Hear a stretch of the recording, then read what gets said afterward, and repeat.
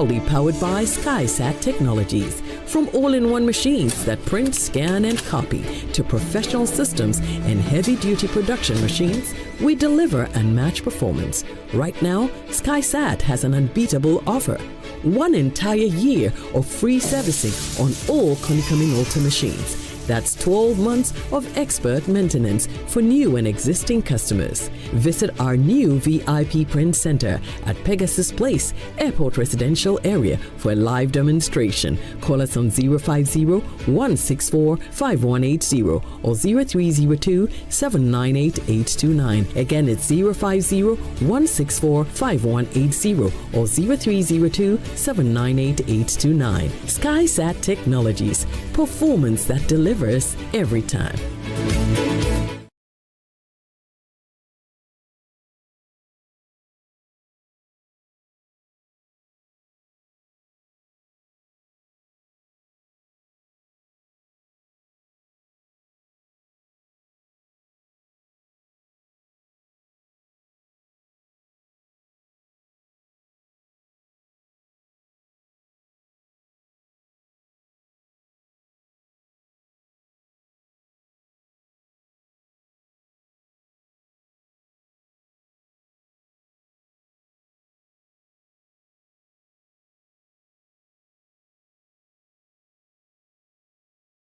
Distributed by NS Chemist Limited.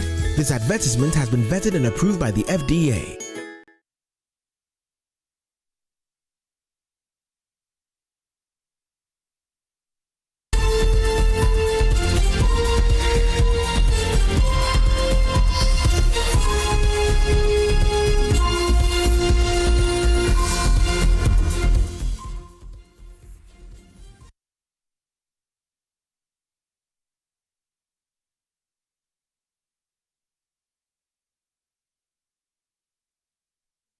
Welcome to The Pulse. This afternoon, the Economic and Organized Crime Office, YOCO, has intensified its investigation into the Ghanaian dimension of the bribery case involving former Goldman Sachs banker and former Tema oil refinery director, Asante Berko, following his conviction in the United States. YOCO said the Attorney General has directed the office to escalate the investigation after engaging U.S. authorities to obtain relevant evidence, records, and information.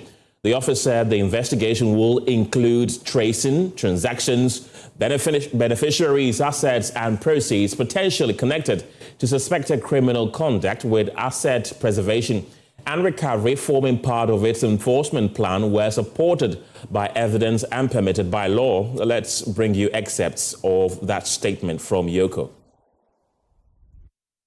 And there you have it.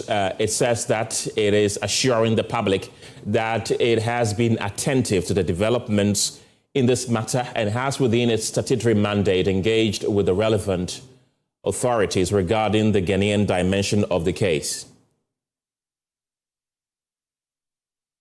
So that's the statement from YOCO, which concludes by saying that this approach was deliberate. It says that YOCO's responsibility is not merely to commence investigations for the sake of public perception, but to ensure that investigations are properly grounded in evidence, conducted lawfully, and capable, where appropriate, of supporting subsequent criminal proceedings and asset recovery action.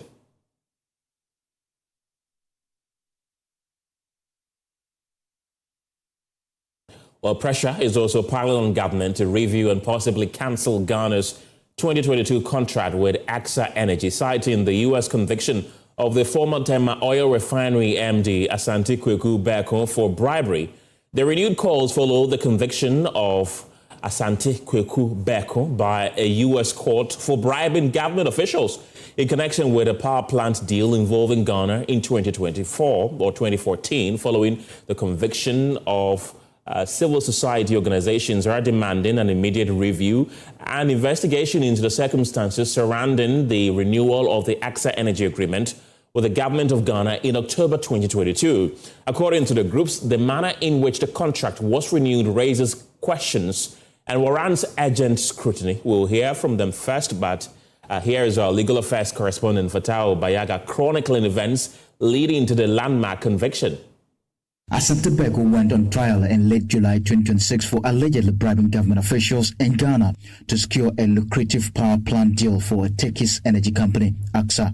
Mr. Berko, who is 52, and his associates outside the bank are alleged to have paid more than $1 million in bribes to high-ranking government officials in Ghana a decade ago to approve the development and financing of the multi-million-dollar power plant. Reacting to the development, Senior Vice President of Imani Africa, Kofi said the officials implicated in the scandal must be immediately arrested and investigations initiated. America did not suffer doom so. America did not have the problems that we had. The bribes were not paid in America. The crimes were committed in Ghana. But we sat here and did nothing about it, even though we saw, you remember this GSPC or something, we paid millions? That mess of energy contracts, we didn't do anything. If we were a self-respecting country, by now, after helping them, clearly they would have had the information. We would have known that one, they were helping them, and two, after that, we'll pick up the information and we'll do this. Nothing stops Yoko tomorrow. Nothing stops OSP tomorrow. Nothing stops the Attorney General tomorrow. And I challenge them to do so, to tell us what you did and what you are going to do with this information. Chairman of the AU Advisory Board Against Corruption, Adam Sinanu, also raised questions about Ghana's ability to detect and investigate corruption. And I am really embarrassed that any Ghanaian within that system should think that you just be giving money to be paying these things and there was not going to be any cross-checking. And you assume that if you had your private email account, it will not be accessed to check. And right then, his private email account was all the details. So I'm not too surprised. I don't think it says much about our own system because the financing was clearly an external thing that they were looking at.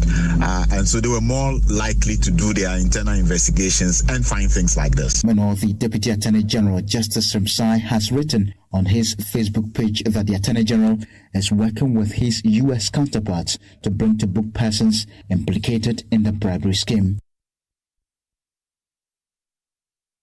Well, let's now listen to the Executive Director of the Africa Center for Energy Policy, Ben Boakye, and the Executive Director of Transparency International Ghana, Mary Ada, as they weigh in on the concerns surrounding the contracts and the need for greater scrutiny.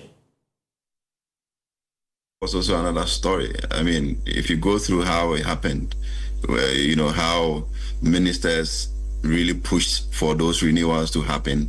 And let me tell you this, if you look at the whole 5-year period that AXA actually operated in Ghana, you check the record, the data is there, and Energy Commission's data.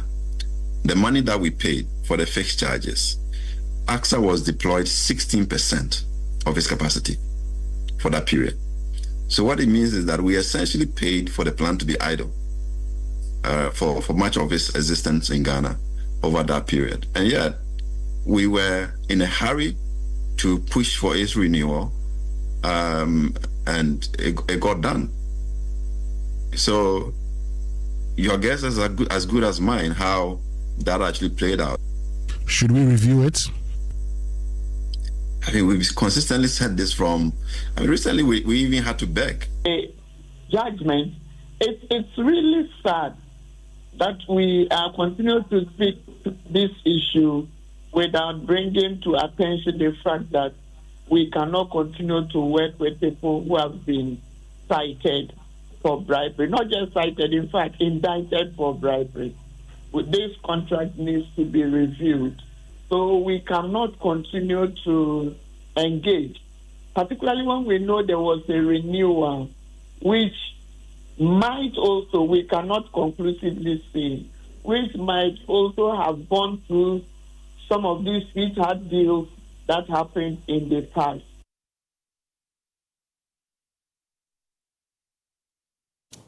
Well, the Office of the Special Prosecutor, OSP, says it supported United States authorities to ensure the conviction of the former Tema oil refinery managing director, Kwaku Asante Berko, a legal member of our legal affairs desk here at Joy News. Fatal Bayaga has been going through the OSP statement on this case and is joining me in the studio with more. Fatal, what exactly did the OSP say in their statement?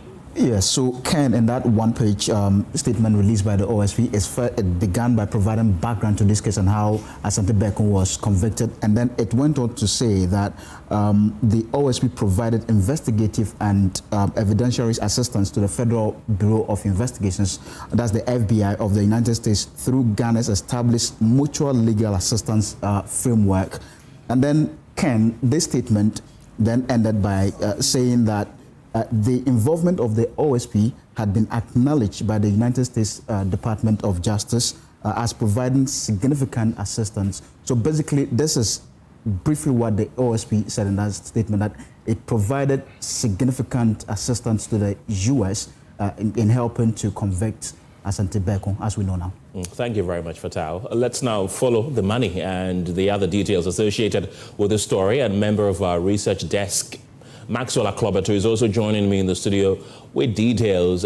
Maxwell, how was the bribe money distributed according to the U.S. court? Yeah, Ken, in fact, we are going to trace it, and let's follow the months keenly, because in April 2015, we had $500,000 being transferred or wired from Turkey to Ghana. That was April 2015.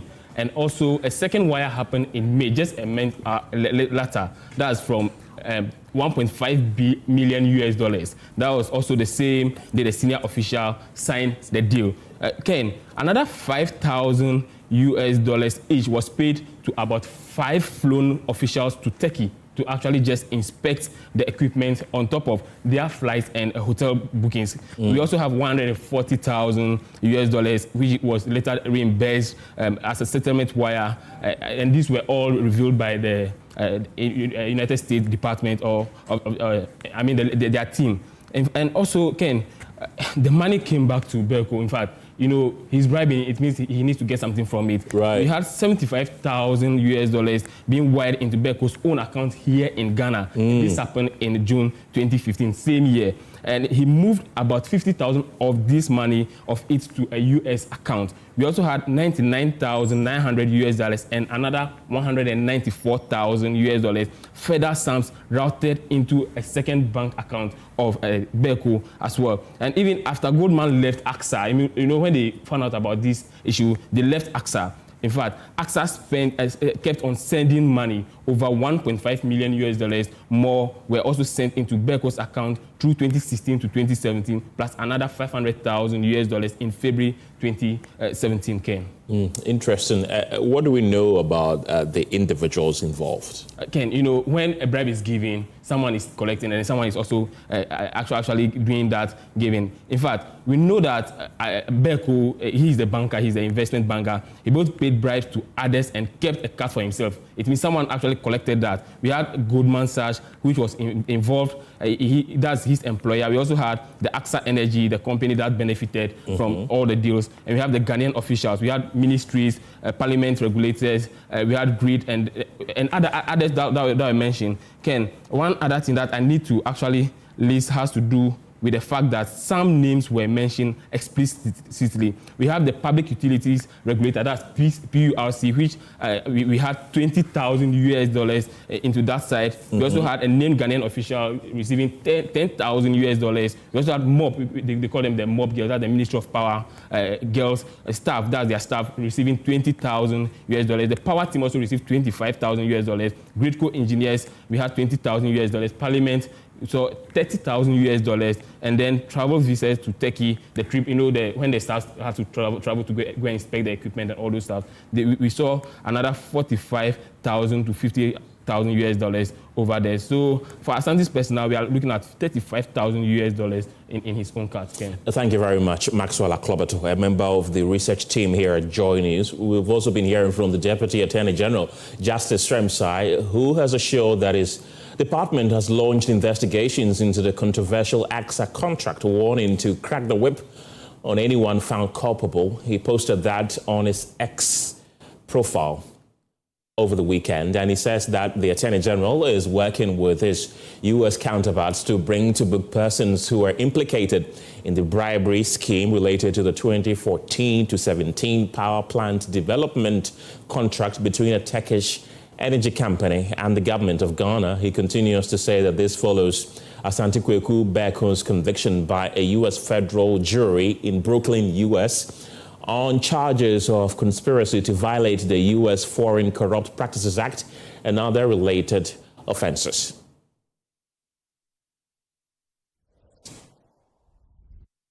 Well, in the last few minutes, we've been hearing from the lawyers for the former Minister for Power, and my colleague, Fatal Bayaga, a member of our legal affairs desk, is still in the studio and joining us with the statement released by Dr. Kwabena Donkor's lawyers. We've been hearing from them in the last 30 minutes or so. What have they been saying?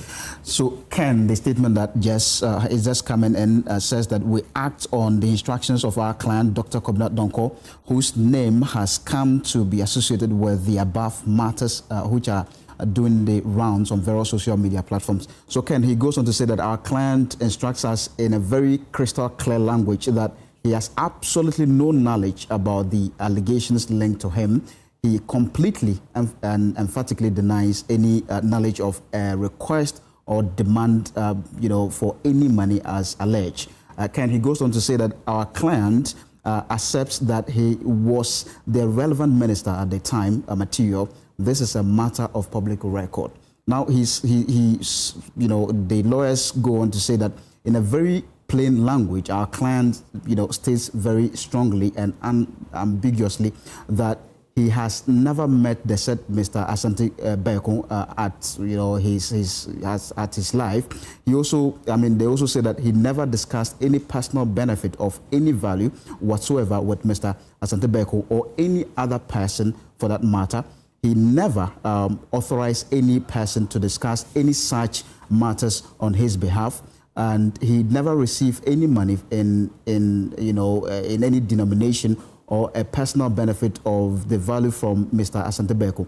Now, can the statement from the lawyers then conclude by saying that we are instructed to notify the general public accordingly and to state that any publication or statement of any kind which could be interpreted as contrary to the instructions clearly stated above and which will seek to impinge on the reputation and integrity of our client shall result in immediate legal proceedings. So this is basically what the statement is saying.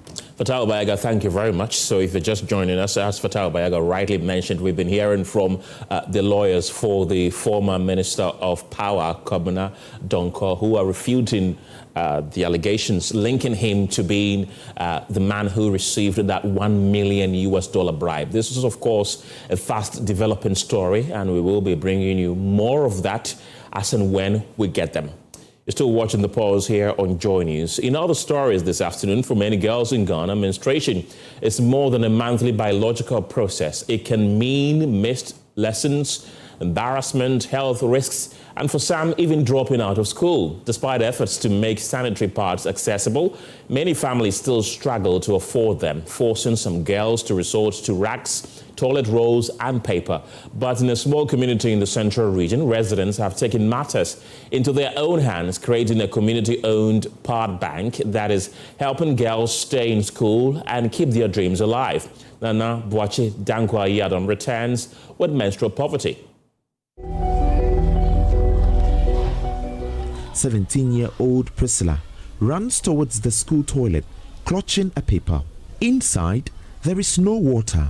The floor is wet. The smell is heavy. Yet, she must clean herself as the examination waits. It's me at a way and to my uncle. It's Sabia and to maybe I need.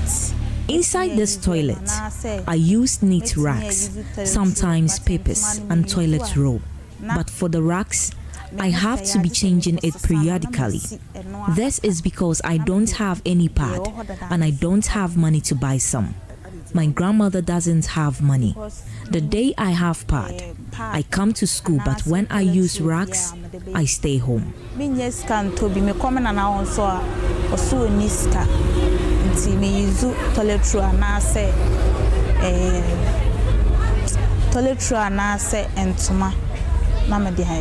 Adam me work hard and me best school. Sa pardon na me use diaba. But say me ni pada sa da na me best school. Me use ntuma gunu ofie. Say na be ye be boa me. We have the challenge of worse facilities. This is a basic school made up of the kindergarten, the primary section, and the GHS. But there's only an old, dilapidated toilet facility. It's a very big challenge to the school, and even in terms of menstrual hygiene, it's difficult for even girls to come to school, because even those with pads, where to change, there are no changing rooms for them. So they would rather stay home and manage during their menstrual cycle. So wash facilities is a very big challenge of the school. Now, what you see behind me is an uncompleted school block that has turned into a hideout for some of these girls who undergo their menstrual period. Up there are some young girls who whisper to me that one of their colleagues is menstruating, and for fear of stigmatization, this is where she has to go to change herself during the school period. Now, it is likely that for her, with her colleagues around her, she's using not a sanitary pad, but a rag, a toilet roll, or an exercise book. Government allocated over 292 million Ghana cedis in 2025 to provide free sanitary pads. Yet, here, the reality remains unchanged. Honestly, it's not enough. Why? Because I am their girl child and shop coordinator, and been sharing the sanitary pads to these students. I remember I have to give them at least 3 or 2 pads. Here goes a student. I have come down to their level, like I'm their mom, their friend, their everything. So they open up to me. Some of them are heavy flow students. They have heavy bleeding. So even 2 sanitary pads can take them just a month. So I asked myself, what about the rest of the month? But I realized that when it came, we saw some slight differences in the population, because they started coming to school because at least some of these things will be provided. But when they get finished, that was one of our challenges. They go back to the old style again because they won't get access to it.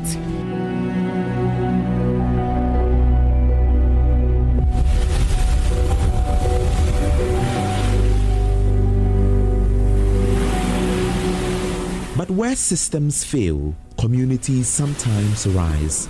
Despite this growing crisis, there is a tide turning. Just as the ocean shapes the land, a new movement is shaping the future of young girls in the central region. We drive from the coast of Winneba to the Ejumaku-Enyamesiam district to a small farming community called Obontare. It was once known for school dropouts and teenage pregnancies. But out of hardship, the community built something powerful, a pad bank. Not a donation center run by outsiders, not a short-lived project tied to promises, but a community-owned lifeline, centralized and safeguarded by the traditional authorities themselves. At funerals, weddings, naming ceremonies, and community gatherings, a simple appeal is made. Coins drop into bowls, envelopes are passed quietly. Every contribution, small or large, becomes a shield for a girl yet to come.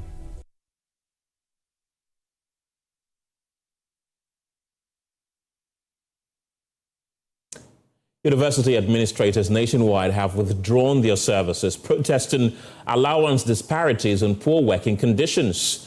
The Kwame Nkrumah University of Science and Technology chapter of the Ghana Association of University Administrators, GAUA, insists they will only return if the government reviews their conditions of service.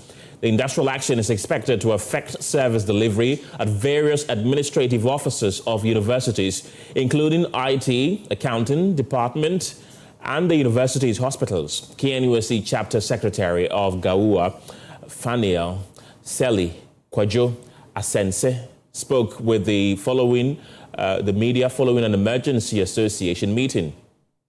GAUA is on strike simply because there is widening disparity in the market premium offered by government and related allowances. Comparatively, if you peg the least teaching staff allowance in relation to the highest non-teaching staff, you will see a disparity of not less than 50%. The executives of GAWA have made such efforts. They have written to the Fair Wages and the government, other parties in government, but regrettably, we couldn't get any positive response from them. The strike, as declared, based on our communique, it's 100%. So it encompasses it encompasses IT staff, accountants, doctors, development office, everybody's on board. So we are not doing it graduated form.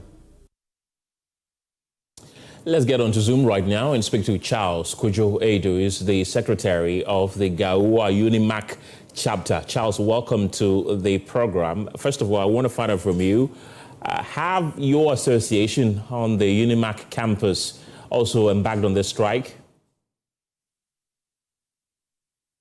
You'd have to unmute so we can hear you.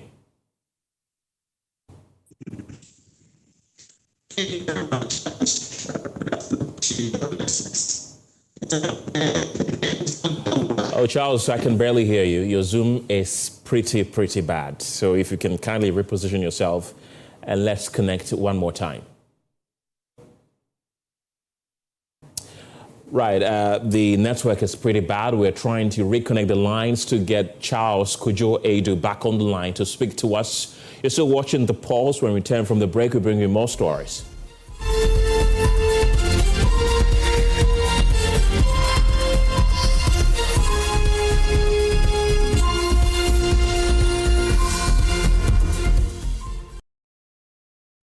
Missed bad referee decisions? Don't let your child's grade suffer a bad match. Ensure a straight win this academic season with curriculum-aligned textbooks and interactive tools from Pegasus Publishing. From preschool to senior high school, we have the exact game plan your kids need to ace their classes.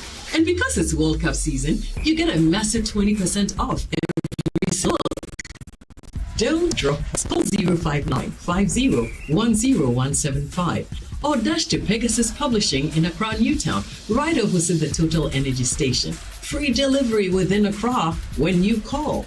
Pegasus Publishing, shaping minds, winning futures. Late night study session, endless assignments, and now these urchins and mosquitoes. You guys are sitting here just have you done the assignments Mr. Pachi gave us? How do we do those assignments? With these mosquitoes. Let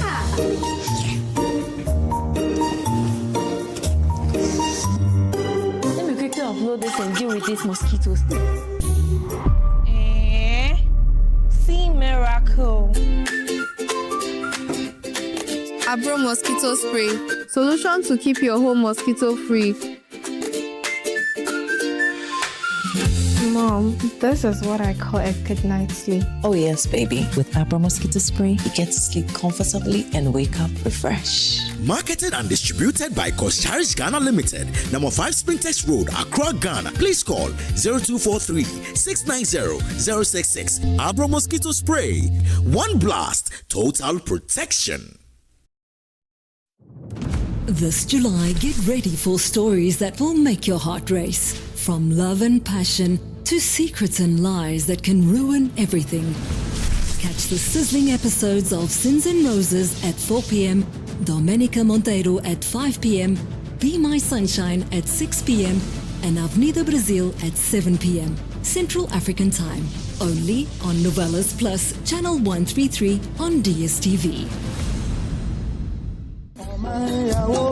Gold, bauxite, manganese, lithium, Ghana's minerals, and billions, and now anchor our national reserves. But in the communities that host the mines, the question is simple: what stays here? On the 18th of August 2026, that question gets answered in public. Here in the catchment communities, this is what's really at stake. Jobs, local content, corporate social responsibility. People here want a fair share of what's mined on their land. And in the room, the conversation will be about what the large-scale mining companies are doing to better livelihoods in their catchment areas, and also the gold board reforms in the artisanal and small-scale mining sector.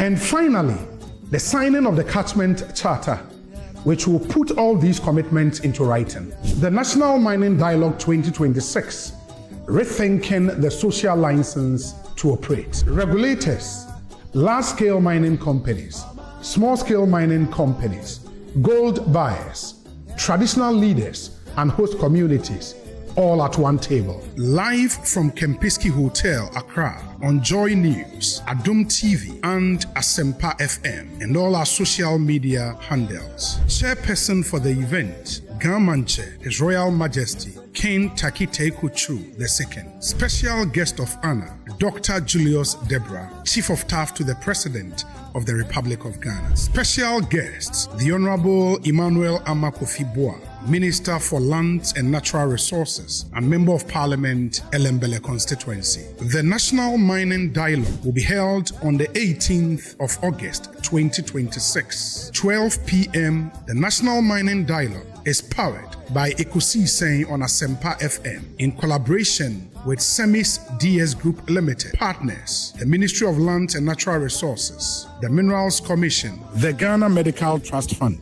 and the Ghana Gold Board.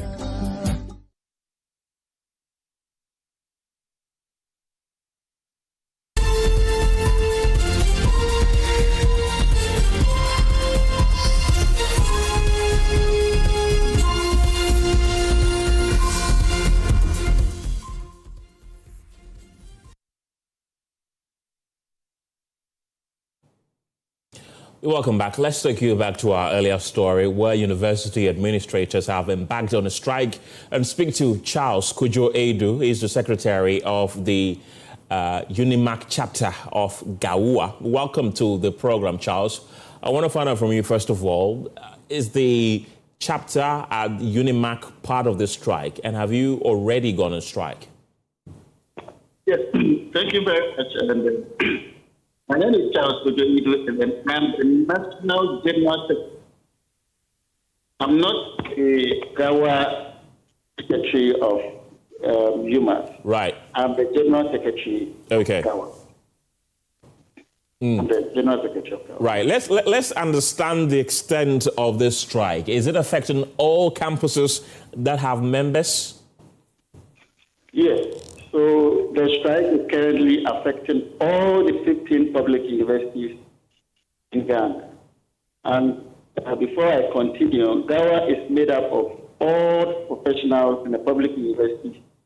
That includes lawyers, doctors, engineers, accountants, planners, auditors, administrators, architects, procurement specialists, HR specialists, senior administrators, and all that.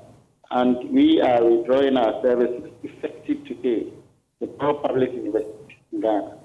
So in effect, we are saying that all payments, all meetings, or everything that relates to members of Gaua is stopped from today.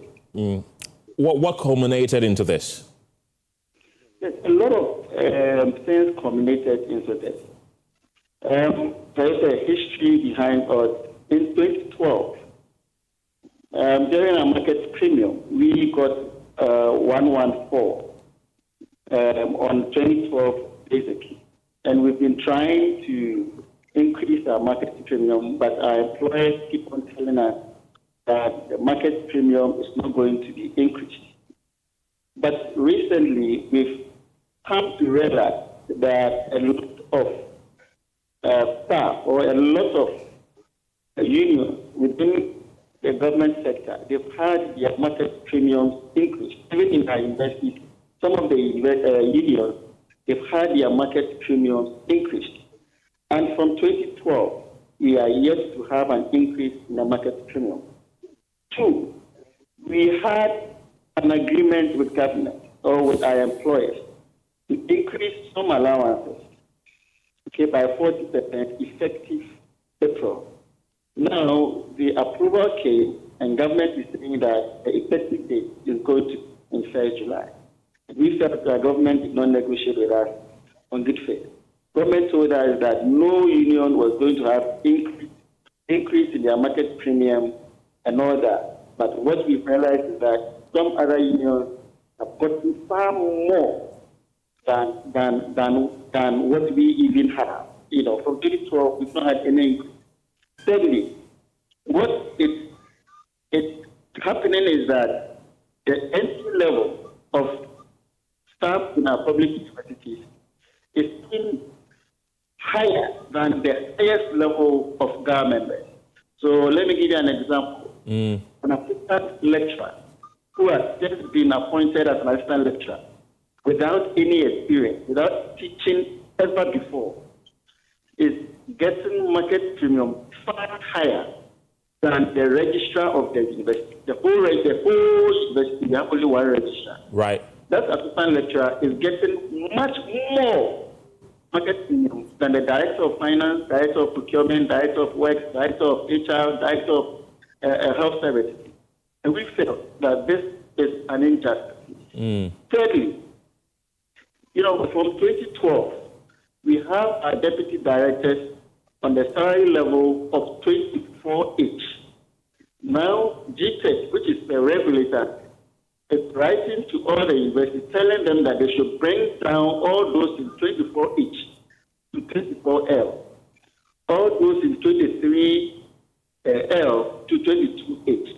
And we felt that this is very unfair and unfortunate.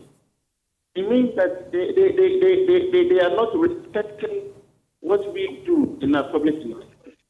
They are taking unilateral decisions in our public universities. And we feel that this is unfair. Kawa hardly goes on strike. For so many years, we don't go on strike. But we believe that this is the time for us to make our voice heard. I think that we are being taken for granted for far too long. Right. You cited an example of market premiums of an assistant lecturer being far higher than that of any administrator. You even added the HR. Let's look at it in percentage terms. How high is it? Describe it to us. Okay, so an assistant lecturer, as I said to you, is getting a market premium of about 7,400 plus. The registrar of the university, of the whole university, is getting a market premium of 6,000. The registrar of the university. The director of finance of the university has a market premium of about 6,000. But an assistant lecturer who has just been employed today, by the end of the month, who is on probation, see, every assistant lecturer is a transition. It's a transition period. The person is on transition to become a lecturer. The person takes much more market premium than the registrar and director of finance of the university. And we believe that this is unfair. No salary administration will allow this to persist. Let's look at the salaries too. Yes. How disparaging are the salaries with teaching staff and non-teaching staff? How dire is it? It's honestly, for now, it is very, very wide. The gap is very, very wide. And we feel that if we don't wake up and speak about some of these things, and let me make this point. The point is not about UTAC. You see, UTAC, they've negotiated for their market premium, and they've gotten it, yes. But we are also saying that we are also part of the senior numeric. We are also part of the architecture of the university. We are professionals doing our work in the university. Our work should also be valued. You see, in 2012, when the job evaluation was being done, Gawa was getting a market premium of 120%. But our employers told us that to make sure that, there's peace and tranquility in our university, there are established equivalences. So once the teaching staff, they've gotten 114, they cannot give us more than 114. And we clearly accepted that. Fast forward to 2026, and the difference is so wide that if we don't do anything about it, we will end up being shortchanged. So what does it boil down to? Is it academic qualification or just the mere fact that you are non-teaching staff and there's a teaching staff, regardless of the academic qualification, even if the teaching staff has a lower academic qualification than their peers in the non-teaching staff, they usually get everything on the high side? See, we all perform specific roles. The teaching staff are there to teach. They perform their teaching roles. The non-teaching staff also are there to perform their professional and non-teaching roles. So the accountant is there, the chartered accountant. You see, before somebody becomes an accountant in a university, the person should have chartered. Before somebody becomes an architect in a university, the person should have chartered. Before, plus the master's. It's not as if it's only your professional qualification. Right. You need to have your master's plus your professional qualification. Okay. You see, and if such a person is undervalued, and somebody with MPhil comes in and the person is valued much more than you, it's very worrying. And you see, in determining market premium, there are a lot of compensable factors. It's not only about job, about qualification. It's about a responsibility. It's about your skills. It's about your experience. There are a lot of things that goes into job evaluation. And we know that when a proper job evaluation is done, you will score. Because we possess the skills, we possess the experience, we possess educational qualifications plus the professional qualifications. So we are not saying that we are not competing ourselves with anybody. We are saying give us what we deserve. And market premium is determined by job evaluation. So if market premium is just given out, like we are dashing out toffees, then it calls to be worried. Okay, right. Let's look at the scale of the effects your strike is going to have on the university campuses already. We've reported the scale of its effect on the KNUST campus in Kumasi, but for those who really do not know how effective your role on the various university campuses are, narrate to us how this strike is going to affect productivity on campus. You know, as I told you, the Gawa members are professionals in the industry, so all the accountants in the university. So it means that salaries are not going to be processed, all payments are not going to be processed in the university, all admissions, new admissions are not going to be processed, all procurement are not going to be processed, all promotions, HR issues are not going to be done, no promotion, no appointments are going to be done in our universities. All the engineers, architects are not going to work. All the medical doctors in the universities are not going to work. All the lawyers in the universities are going to lay their tools and not going to work. All faculty officers manning the various faculties are not going to work. So it's this month we are bent on not paying salaries this month. Right, and let's look at negotiations. Have you gotten in touch with government, your employer? And if you have, when was the last time you got in touch with your employer? You see, we met our employers and they told us that there was an independent emolument commission coming into force. So government is not going to negotiate for any conditions of service. Can you believe that we don't have a condition of service from 2008. From 2008, we have been working without the conditions of service. Government met us, we submitted a proposal on our conditions of service to government, and they told us that, well, they are not negotiating on any condition of service, but they will only negotiate with us on some few allowances and to make some modest adjustments to some allowances pending the Independent Development Commission. So we are glad. We all live in this country. We understand how the system is. We are all Ghanaians. So we obliged and met our employers, a fairly decentralized commission. We agreed on some modest percentage increment in some two allowances, effective April 2026. Now, Ministry of Finance, right, giving approval to the agreed allowance And then the Ministry of Finance changes the effective date to 1st July instead of the 1st April, without recourse to anybody. So they are basically telling us take it or leave it.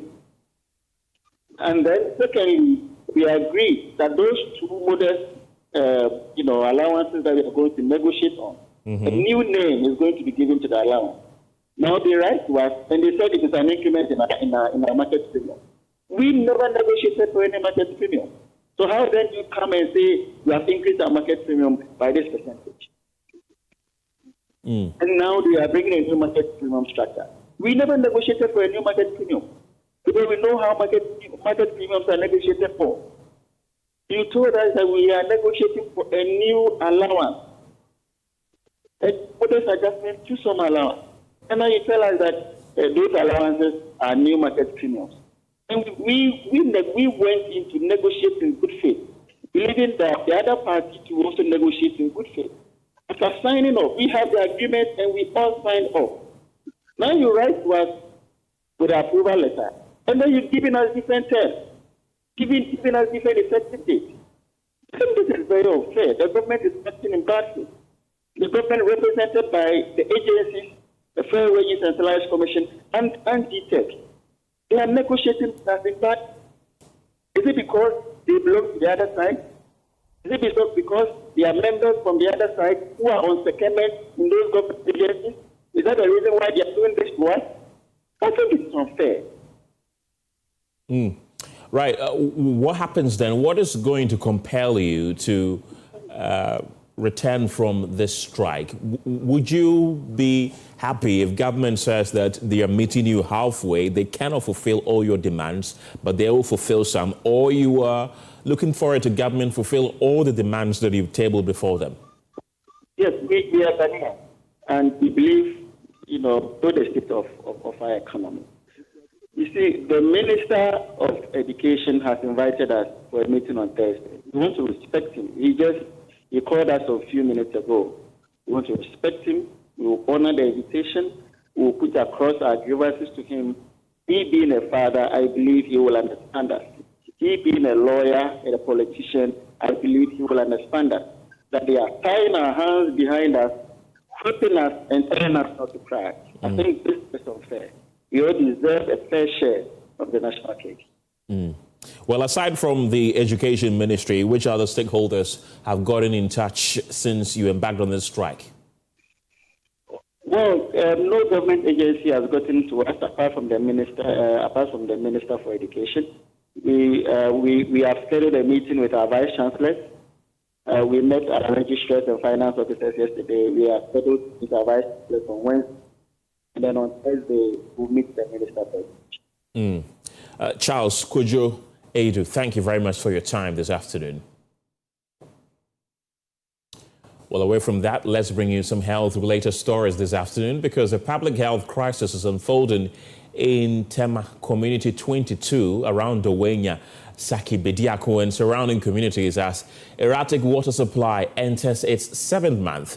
Residents say the prolonged shortage has forced them to rely on untreated borehole water sources for their daily needs, but the crisis extends beyond households. Schools and health facilities are struggling to function without a reliable water supply, while healthcare workers face growing challenges caring for patients, including expectant mothers. My colleague Carlos Coloni visited the affected communities and reports. For residents of Bichile, Dowenya, Saki Bediako, Top 10, and Community 25, years of unreliable water supply have worsened over the past 7 months, with little or no flowing water. Untreated borehole water has become the only source for drinking, cooking, and other household needs. The crisis is now spilling into health care. At the Saki Bediako Chips compound, health workers say the shortage is making it difficult to provide essential services. Oh, this one there is a very long time. It's a very long time because since we open here for the container, no water. So it is a very long time, very, very long time. What do you want the authorities, especially the Ghana Water Company, to do about this challenge? We want Ghana Water Company to come and give us water. At least the water should flow for us to get our work done. Well, as a result, many expectant mothers have had to have their deliveries outside the community. Well, I didn't have my 2 kids here. I gave birth to them at a different hospital. But I come here for my weigh-in, and for antenatal too, I didn't come here. One, the facilities, they don't have much facilities over here. And water is also another challenge they have here. So if something can be done concerning their water, the facility, I think those of us who go outside the community to give birth, we can now stay in our community to give birth. Private health facilities are also under pressure, spending heavily on tanker water just to keep their doors open. We have been operating in the area for over 10 years now. From the beginning of this year, we have been having some serious water challenges. In fact, we haven't had a drop of water go through our lines from January. So for the past 7 months and over, we have been buying water, running into thousands on a weekly basis. And that is serious, unexpected, budget, and we have to meet it. The truth of the matter is that this is a facility, this is a health facility. You need good water. You need potable water. You can't just go to any source and get water. You have to buy, refined water and supply, because, of course, the patient will have to use some to bath. They have to do a lot, brush their teeth. And so you just can't fall on any tanker. The shortage is also disrupting schools, where teachers say poor sanitation is creating an unhealthy environment for learning. The water situation, I would say, is very bad. It's very bad in the sense that since this year, 2026, water has not run through the taps at all. And we have almost around 600 students here coming to school every day. So it has been a very big burden on us because we buy water for them. And every week, in fact, we pay about 200 cedis per week to be able to cater for the kids because of their hygiene and other things. Sometimes the children will be walking around looking for water. We want water to do this. So sometimes they even go home. To some of them, by the time you are away, they run home. Where, Madam, I went home to take water. Madam, I went home for money for water. So sometimes some of the children will be sneaking out and they affect the contact hours. The water situation here, it's not good at all because I have kids. So as at 4 o'clock, I have to wake them up for them to go and fetch water. Far distance, at very down there, for them to go and fetch water before they come and bath to school. So it affects us seriously, and they are always late to school too because of this water situation that we have here. As the residents scramble for water, demand for tankers has surged, forcing families to rely on costly, uncertified water sources. Almost a month we've not had water. They are talking about Methodist Junction down to Magna Terrace, Osonshi, Abekope, ARS. Those are the areas that I can easily tell you. And it is not everybody who have the money to buy water. The white gallon, the white drum is 130 Ghana cedi. And if you have, let's say you have about 6 people in the house, that water cannot even take you a week, even though people are buying water. My problem is, you have some of the companies in the area, let's say Belakwa and the rest, are getting water. What about members, the landladies and the landlords in the area? They are not getting water, which is something that I don't understand. Health experts warn the continued use of untreated water could trigger outbreaks of waterborne diseases. Well, currently, I cannot really tell exactly where the rest of these tankers are getting their water from. But what we do currently is that we fall on the assembly to supply us potable water. The rest of the community, you can't guarantee whether they are ready to buy that high level of potable water, which is quite expensive. And so I would like to caution them that they also have to know the sources from which they are getting potable water from, so that at the end of it, their health will be secured. I mean, the danger of taking, contaminated water. Not only currently may you be having some health challenges, but into the future you have problems like typhoid, dysentery, and sometimes for babies it can lead to cholera. The Ghana Water Company says repairs on the Kpong-Accra transmission pipeline will cut leakages by up to 40%. But after months of dry taps, residents say the real test will be the return of safe, reliable water. Carlos Galoni, Joy News, Tema Community 25. Let's still stay in Tema because fire outbreaks in the Tema region dropped in 2025, with the Ghana National Fire Service recording 583 incidents compared to 616 in 2024, representing a 5.35% reduction.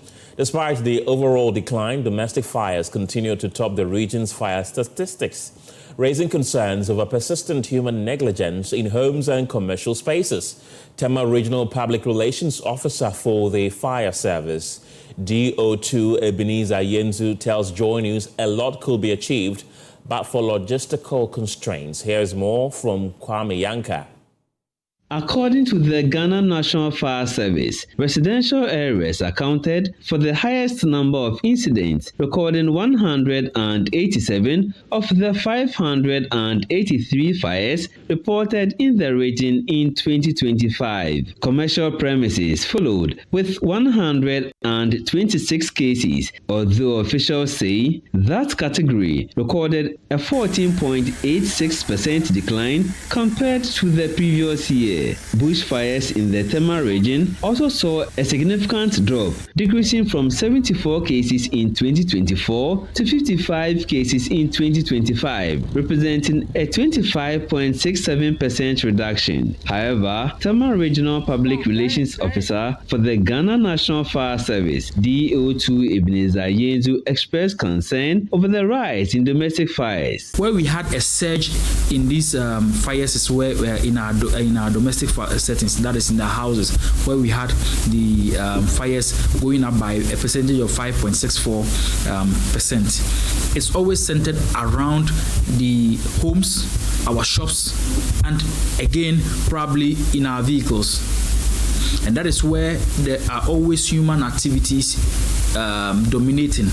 So when we have human activities dominating in an area, the likelihood of a fire occurring is high, which goes to confirm the fact that the fires always are on the rise because of human negligence and some activities that we engage in. And it's a crying call on all of us that we need to look at how best we can be able to improve on our fire safety and the measures that we always advise that people in the community should adhere to. DO2 Ebenezer Yenzu says the reduction in fire incidents in the Tema region was driven by a combination of factors, including intensified public education, inspections, enforcement, among other measures. Although the region recorded a 5.3% reduction in fire incidents in 2025, DO2 Ebenezer Yenzu indicated the figure could have been much lower with adequate resources. The Inspectorate Division, the Safety Department, always ensure that they can be able to at least correct some of these things, especially in our industries and some commercial premises. But all boils down to logistics. If the logistics are not enough for us, or we don't have adequate logistics, these things, there will be some shortcomings when it comes to our presence in the community. We need to go to the communities, maybe send some officers to the communities.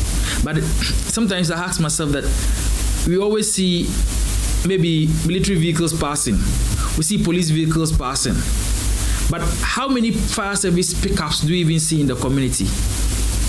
Because the fire service, we only see even fire tenders. Even the fire tenders, how many of them are even in good shape for now? Tema region of the Ghana National Fire Service says 3 persons were injured in the fire incidents that were recorded last year. Kwame Yankes reports for Joy News. Let's return to the water scarcity story, where residents of parts of Tema haven't had water for the past 7 months. And speak to Stanley Mate. He speaks for Ghana Water Limited. Mr. Mate, welcome to the program. There are concerns that within the Tema enclave, some people have gone to as many as 7 months without water from the Ghana Water Limited. What really is the issue? Thank you very much for having me. Yes, we've had some challenges in the system, especially when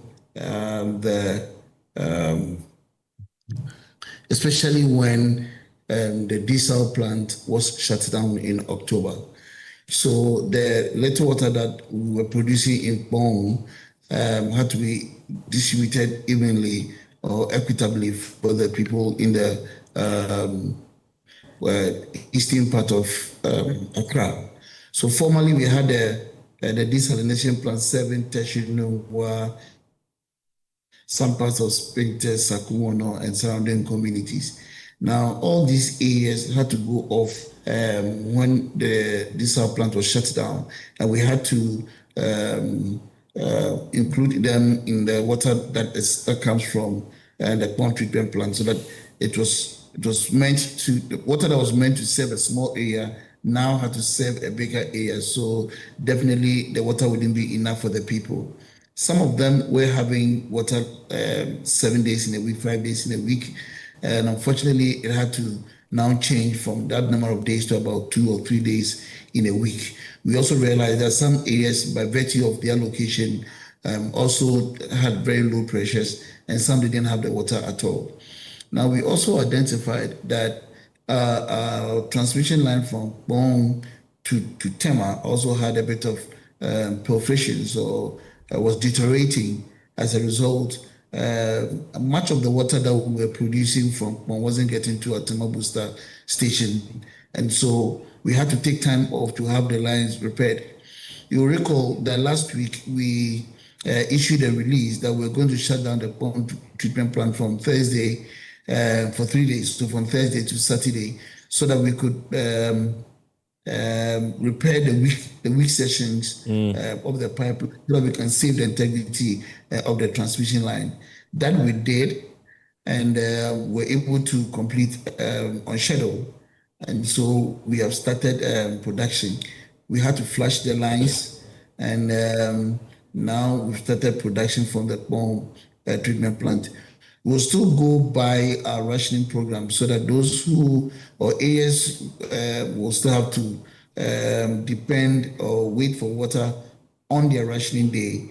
And we are hopeful that now that we are getting more water in the system as a result of the work that we've done over the weekend, we are going to get a bit of high pressures, and water is going to get to more areas. But it is still not enough to serve the people 24/7. So we are still going to go by our rationing program. So people should expect water on their rationing program. Thank you. Right. Stanley, you've already mentioned the rationing program, which we all are aware are currently in place. But it appears that the situation at Tema, within that enclave where my colleague did that story, is a peculiar one, because the health facility in the area, for instance, says that they've not had water for 4 years. 4 whole years. So that really can't be part of the water rationing, is it? It is for 4 years. Did I hear you say 4 years? Yes. Oh, this has not come to our notice. And I'll entreat the people that live in that particular community that then they should report to our Tema regional office, and then we'll have a look at the place. But for 4 years, I don't think so. Do they have Ghana Water pipelines extended in the area? They do. Oh, please, they should come and we'll sit. And which area is this? My producer will furnish me with the exact areas, but okay, it's around Dawenya. Around Dawenya, we understand. Let's talk off air, and then we'll see how we can have this challenge solved. But for 4 years, Dawenya Saki Bediako. This is the first time I'm hearing this. Okay. So let's talk off air, and then maybe we can look at it. I don't think we have our pipelines there. I don't think so. Okay. For 4 years, no, I don't think so. Okay. What about the others who have been without water for 7 months? When should they expect water to flow through their taps? So now that we have finished with the transmission pipelines, we expect to get more water. They may not be able to get water regularly or like daily as maybe it used to be, but we should see some improvement. We are going to do a lot of work within the distribution system now that the transmission line is repaired, and then we'll see how it goes. But to solve the problem, we will have to hold on for the desalination plant to come back to operation. Then we can get more water in the system. There's a huge gap between demand and supply within the Greater Accra metropolis, and that is what is causing the challenge. We entreat all our customers to exercise some patience. I understand and appreciate the system whilst we work closely all together to ensure that we are able to solve the problem. But like I said, it's very difficult for an area within that enclave to get water 24/7. But 1 day or 2 days in a week, that's it.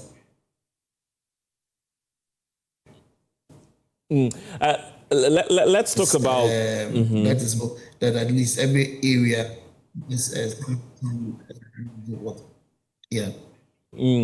Stanley, let's look at the Teshi Enclave as well. Teshi Enclave is also experiencing erratic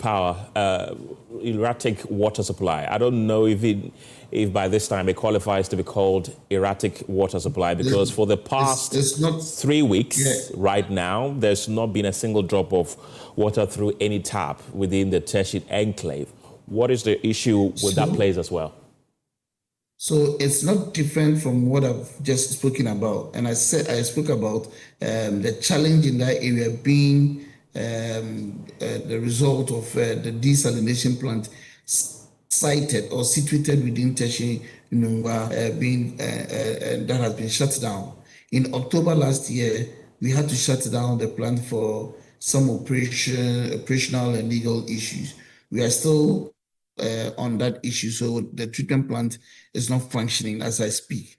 So we are now sharing the little water from Bong with the people of Teshi and all other areas within the eastern part of Accra, and that is inadequate for the population. So the only way we can do that is to distribute the little water equitably, and that is why people are getting water like once in a week, or twice in a week, or 3 times in a week, depending on your location. Are they? Because there are some who haven't seen water for the past 3 weeks, as I mentioned to you. Yes. Which part are those people getting those? They haven't had once water in in the water? last 3 weeks because this last weekend we had. So they haven't had water in the last few weeks because this weekend we have had to shut down entirely the pond treatment plants to enable us do some maintenance on the transmission line from Pond to Tema. Let's talk about that. That water repairs. Let's talk about the water repairs that the Ghana Water Limited is currently embarking upon. Are you done with it, or you're still on it? Yes, we are done with it. We gave some specific time that we're going to shut down on Thursday, the 6th of August, and then finish on Saturday, the 8th of August. And thankfully, we managed to finish on schedule. Okay. And so at midnight of Sunday, we had to flush the lines, and then we started production. In flushing the lines, because we've had the lines changed, definitely we're going to have some impediments set into the line. So it's important that we disinfect the lines. So that is what I mean by we flushed the lines. So we clean the lines, and then we start production. Okay. Now, when water is not like power, with power, anytime power goes off and you switch it on, an entire area is littered within seconds. But in water, when we start production, it has to go through a process, and it will flow. So Pong is about 75 kilometers from Tema. So you can imagine when the water, we have to start production by abstracting the water and then going through the treatment process, and then we fill up the final reservoir, and then we start pumping from the final reservoir into Tema.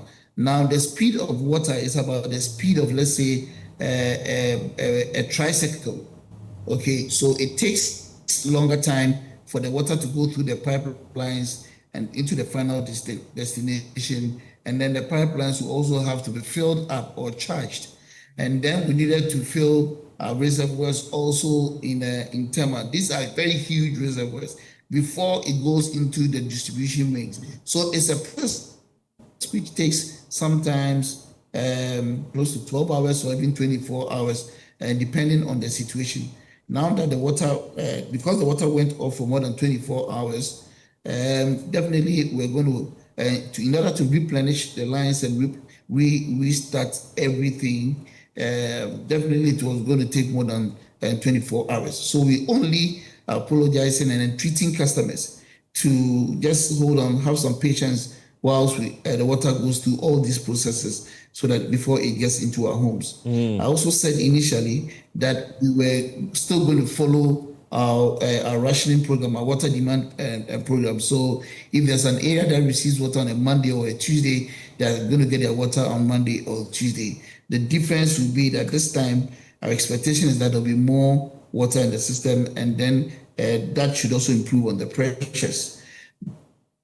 To also enable us to do a lot of work within the distribution mains, so that we can ensure that water gets to more areas. So there's a lot of work that has to be done, and there's a lot of work being done to ensure that at least every customer is able to get some volumes of water. You say that the water repairs are over. When we spoke to you last week, you said that when these water repairs are done, water production is going to be boosted by about 40%. Is that happening? So we have just started. I said that we were losing about 30 to 40% of the water through the weak or deteriorated pipelines. Now that we've had a repair, the expectation is that we are going to get, let's see, the 30% that we have been going with is going to come on board. Now, if it comes on board, definitely there'll be more water than it was initially, isn't it? So that this more water is expected to serve more people and expected to improve on the pressures. And that is what I've been talking about. Okay, right.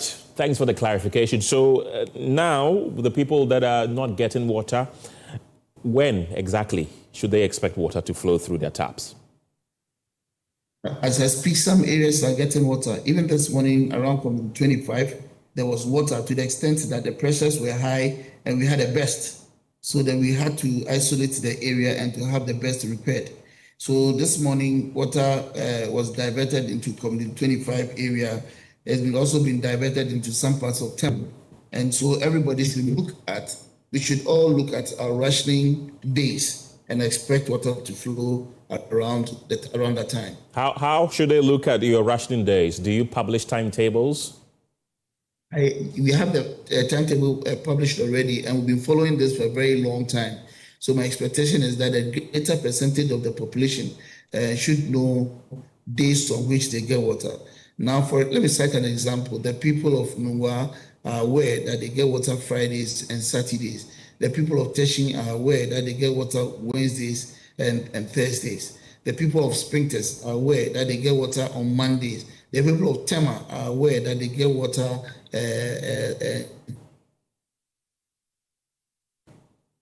Hello, Stanley. Do I have you? Hello, Stanley?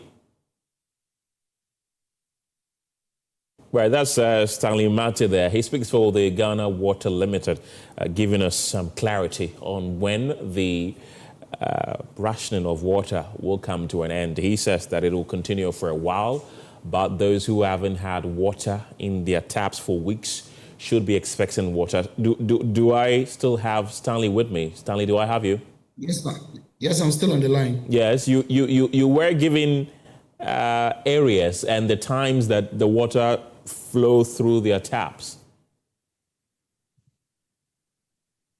Hello? I can hear you loud yes. and clear. Yes, we lost you there. All right. Okay, so I'm saying that a greater percentage of the population are aware on days on which they get water in their community. And I cited the example of Teshi and Nungwa, and they know that between Wednesdays and Saturdays, water flows into that area. Same with Springtest, some part of Springtest where they get water on Mondays and then Wednesdays. And then the Tema, all communities in Tema also receive water on some particular days in a week. And we have been following this religiously. So a lot of people are aware. And I'm saying that if there's anybody who is not sure, one, find out from the neighbor, or two, go on our social media, Ghana Water social media platforms, or our website, and then you can see the time. Right. I still need an answer to my question because you haven't answered it. So specifically Teshi, I'm more concerned about Teshi because I stay there and I know a lot of people who stay there. Now that they've not had water for the past 3 weeks, are they to expect water this Thursday? So barring any technical hitches, Wednesday and Thursday, water should flow to Teshi. It is either Wednesday or Thursday, or Wednesday and Thursday. Teshi has been divided into two. Okay. One side she gets water on Wednesdays, the other side gets on Thursdays. Okay. Then when Nungwa has been divided in two. Okay. One section gets on Thursdays, on Fridays, the other section gets on Saturdays. Okay. Yes. So I'm saying again, and the clause is that barring any technical hitches, all these areas should get water on their rationing days. Okay, let's look at the Dowenya Sakibediako area, and then I wrap up with you.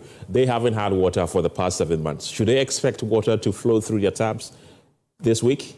Did you say 3 months or 4 years? So 4 months is in areas around the place, and then the 4 years is areas around the clinic in that area. Do you get me? Yeah. So that clinic, for instance, has been running with private water. They've been buying water and it's been affecting their delivery. But within the entire enclave, there are sections of the area that haven't had water for 7 months. And areas around the clinic, including the health facility, hasn't had water for 4 years. So I'm asking of the 7 months, because you say that you will speak to us offline with regards to the area that hasn't had water for 4 years, granted. But there are areas also within that same enclave that hasn't had water for 7 months. And I'm asking that those people that haven't had water for 7 months, should they expect water to flow through their taps this week? I wouldn't want to say anything about that now. What I would rather want to say is that now that we are done with the repair work on the transmission line, there's a lot more work that we have to do within the distribution system. Okay, because all these areas we have identified and all these areas, some other areas are also coming up. So we are going to do more work on the ground to ensure that at least more people will have access to some water. But for now, I don't think it would be prudent for me to be giving specifics and be giving some assurance. Okay, let's leave it as it is. We are more concerned than even you yourself, and we want to ensure that at least every community will have access to some volume of water, and we are seriously working at that. Trust the Ghana Water Company Limited to do what is expected of us so that at least people can get water. Thank you very much. Stanley Mate, glad you could join me this afternoon. He speaks for the Ghana Water Limited. When we return from the break, we take you to the Asante region. See you in a bit.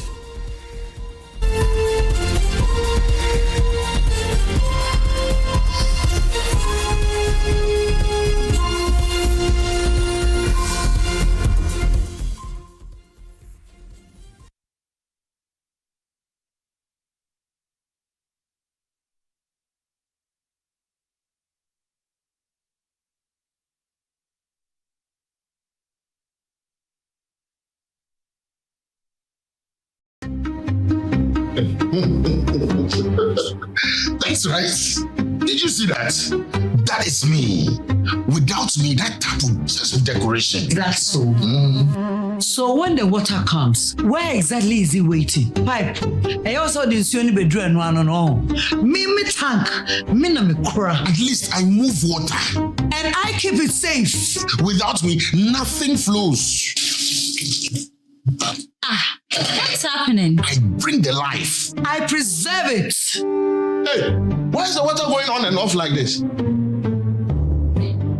Maybe I can do it alone. Maybe I need you too. Strong, reliable, built for every home. Syntex pipes and tanks, the perfect water team. Syntex, are you strong? Are you tough?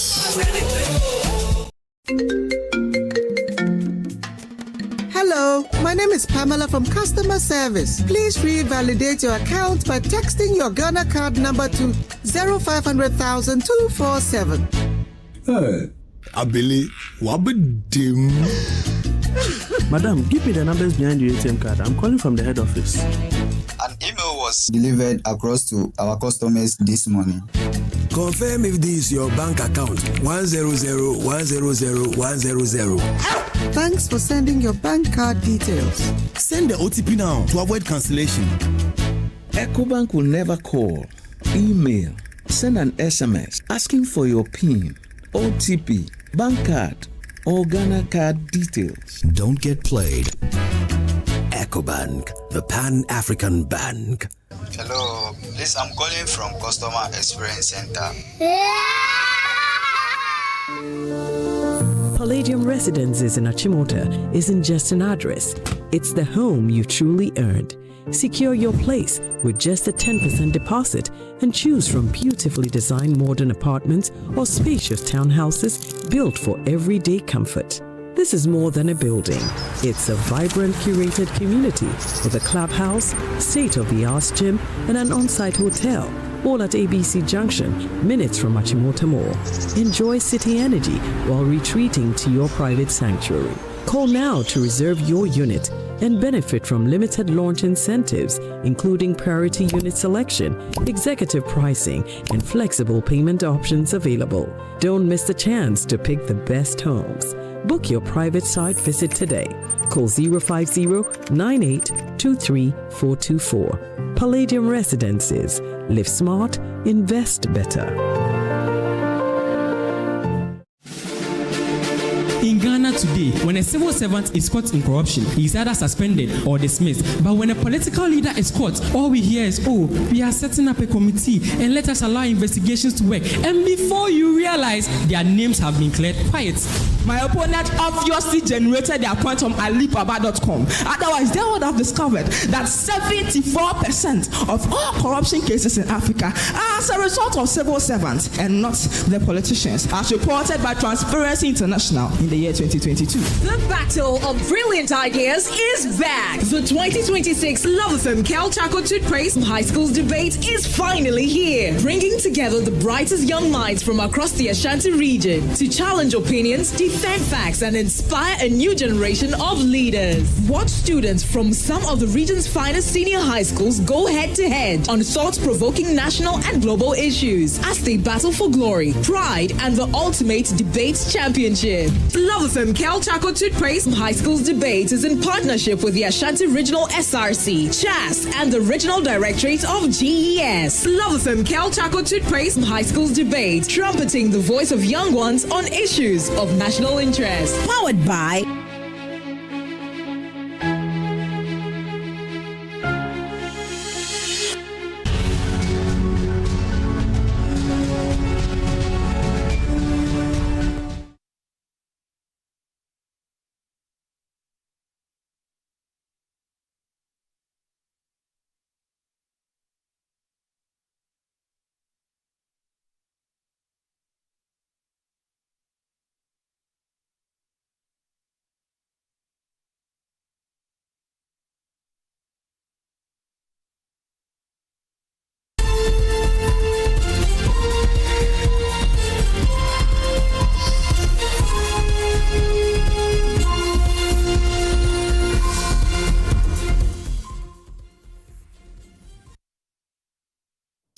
Welcome back. Swami Interchange Phase 2 will be completed, handed over by 2026 October. That is according to the Urban Roads Director General. Well, the Director General of the Department of Urban Roads, James Odro Amo, Godfred says the local roads component of the Swami Interchange Phase 2 project will be completed and open to traffic by October.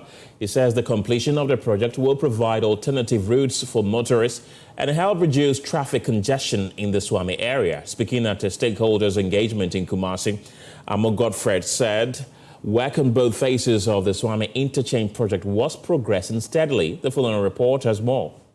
According to Mr. Amo Godfred, Phase 1 involves the construction of the main multi-tier interchange, including an overpass from the Swami roundabout to Abreport Junction, as well as the widening of the road along the western bypass. Phase 2, he said, covers approximately 15 kilometers of local roads within the project's area of influence. The project is in two parts, the Swami Interchange Development Project.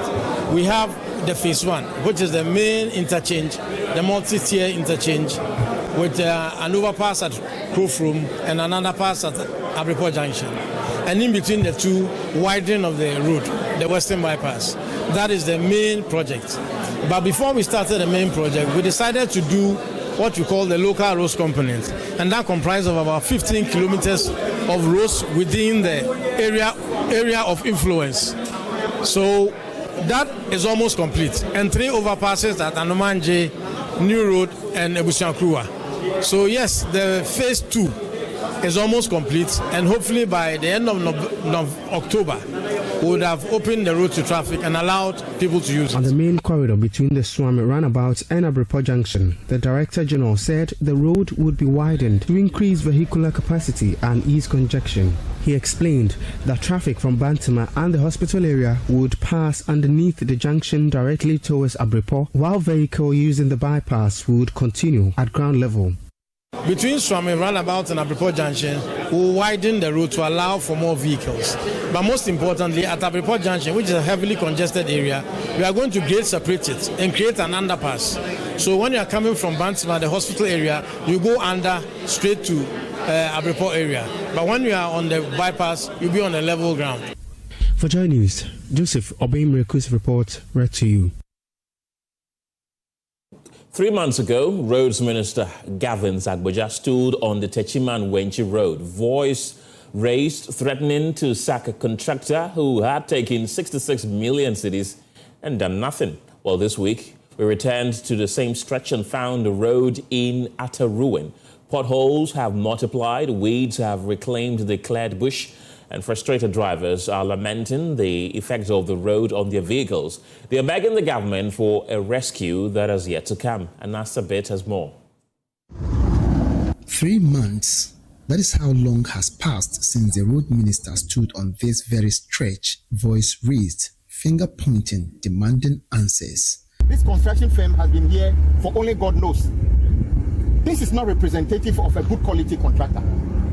Totally unacceptable. The communities here, I mean, a very important town linking to another town. And when we gathered 66 million Ghana cedi, give it to a contractor, and you tell me that the contractor is deciding on his own program. Who says that contractors work to their program? They work to our program. The contractor was summoned. The warning was clear: deliver or be replaced. So we came back to see for ourselves. What we found is nothing short of alarming. There is barely any visible progress. In fact, the road is in worse condition than it was in May. The few sections that were cleared of vegetation are now overtaken by weeds, and the potholes, they have multiplied like never before. For drivers who ply this route daily, the situation has become a nightmare. What was once a frustrating delay has now become a daily battle for survival, both for their vehicles and their livelihoods. The contractor is delaying his work, and what is worrying is that he's supposed to work on the potholes first whilst embarking on his work. But the potholes are just too much, and so we are recording too many accidents on the road. The contractor is too slow on the job. He could simply have worked on the potholes for us. Our new absorbers and new tires are all being damaged by the potholes. So if he has something to do, he should do it now, because we are not pleased with the work. The potholes is really boring, and the contractor is wasting all the time building their accommodation, but he's paying little attention to the road, and so the potholes is just too much for us, and we are honestly not happy with the pace of work. The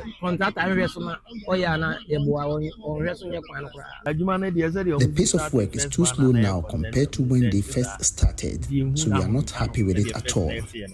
Many road users fear that if the current pace continues, the project, meant to be part of the government's flagship Big Push agenda, will take years to complete, if ever. Someone needs to talk to the contractors because we learned they are supposed to complete the work within 2 years, but with this pace, they will spend 4 years without completing it. When we reached out to the Ministry of Road and Highways for comment, our calls were not immediately returned. However, 1 month after the road minister's warning in May, the regional minister Francis Osantwi was also here. I'm not very happy about the progress of work. So let us give them time to improve on the progress of work before we can talk to the quality of work. So let's allow them maybe 1 month or so to assess that. Though he was unhappy with the progress of work, he also gave them the benefit of the doubt, giving them more time to mobilize equipment. That more time appears to have yielded little. The questions now are pressing. What happened to the May and June deadlines? Is the road minister happy with the situation now, or was the threat simply a political performance? One thing is certain, for the commuters and drivers of Techiman and Wenchi, promises are no longer enough. They want action. They want the road they were promised, and they want it now. As the Big Push agenda continues to be touted as a flagship achievement, this stretch of road stands as a stark reminder that talk is cheap and that 66 million Ghana cedis must show for something more than grass cutting. Anna Sabit, Joy News, Techiman. The Wa-Sola Wenchi Techiman Road has become a graveyard on asphalt. Too many lives have been lost, too many families have been shattered, and no one man has decided he will not stay silent. Teku Joseph, a teacher and cyclist, is riding over 700 kilometers from Jirapa to Accra to demand that contractors speed up work on that deadly stretch of the road. He stopped in Techiman today for a health check. And what he received there was more than just medical clearance. Anasabit once again has more in this report. In a world where many complain about the state of the nation from the comfort of their homes, there are a few brave souls who take to the road to be the change they wish to see. Teku Joseph is one such individual, a teacher by profession, a passionate cyclist by choice, and a crusader for a better Ghana by conviction. Currently, Joseph is in the middle of an awe-inspiring expedition, riding his bicycle all the way from Jirapa in the Upper West region to Accra, covering about 600 kilometers of Ghanaian terrain. But this is not linking Techiman and that of Wa is very bad, and we are told it is under the Big Push. And then we have realized that contractors are on the road. When I was riding through, I saw that especially from Wa to Bamboy, that particular part or area of the road is still bad, and work is not going on as expected at that particular area of the road. He left Jirapa with a clear mission to reach Accra on 2 wheels, stopping at every community along the way to speak directly to the youth about the dangers of narcotics and harmful substances. We have realized that drug abuse is becoming something that is among us as youth in this country. And so we are also out to say that enough of the taking of illegal, or let me say illicit drugs. And so we are saying that the tramadol, the cocaine, the weed, and all those things that are, destroying our lives as youth, we should, if we cannot stop it, try as much as possible to minimize it. After days of relentless riding, Joseph made a crucial stop in Techiman. He checked into the Zuni hospital not for treatment but for a precautionary health screening. Medical officials ran tests to ensure that his body could withstand the grueling miles still ahead. The verdict: he's fit, strong and ready to roll. Tuan Gilbert is a mental health specialist here at the Zuni Hospital. He lauded Joseph's brave mission, noting that substance abuse is adversely affecting the youth and something urgent needs to be done to address this issue. The mission our brother is embarking on is a very important and sensitive one for that matter. And we realize that substance abuse is silently killing dreams. It's killing the aspiration of the youth. So when we heard that our brother was embarking on this journey, and part of his reason for embarking on this journey was about sensitizing the general public about substance use, we had to take interest in it. Joseph was presented with a financial assistance by Dr. Zinvla Emmanuel, the CEO of Zuni Hospital. That financial gesture, though modest, is a powerful symbol of Ghanaian solidarity. It is a reminder that when one person rises to serve the nation, others will rise to lift them up. With renewed energy and a grateful heart, Tiekan Joseph is back on the road. His destination is Accra, but his purpose reaches far beyond the capital. He is riding for every young person who has lost their way to drugs. He is riding for every family that has lost a loved one to a road accident. And he is riding to remind us all that change begins with courage. A teacher, a cyclist, a hero on wheels, Tiekan Joseph is proving that you do not need power or wealth to make a difference. You only need purpose. Reporting for Joy News, Anas Sabit, Tichima.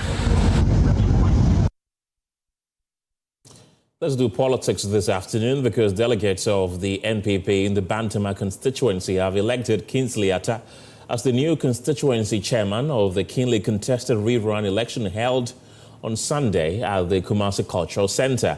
Mr. Atta secured victory with a slim margin of 4 votes, defeating his closest contender, Fifi Mensah, in an election supervised by officials of the Electoral Commission and observed by the national and regional executives of the NPP. Addressing delegates after his victory, the newly elected chairman, Kingsley Atta, expressed gratitude to delegates for their confidence reposed in him, despite the significant reduction in the number of votes he received compared to the initial election.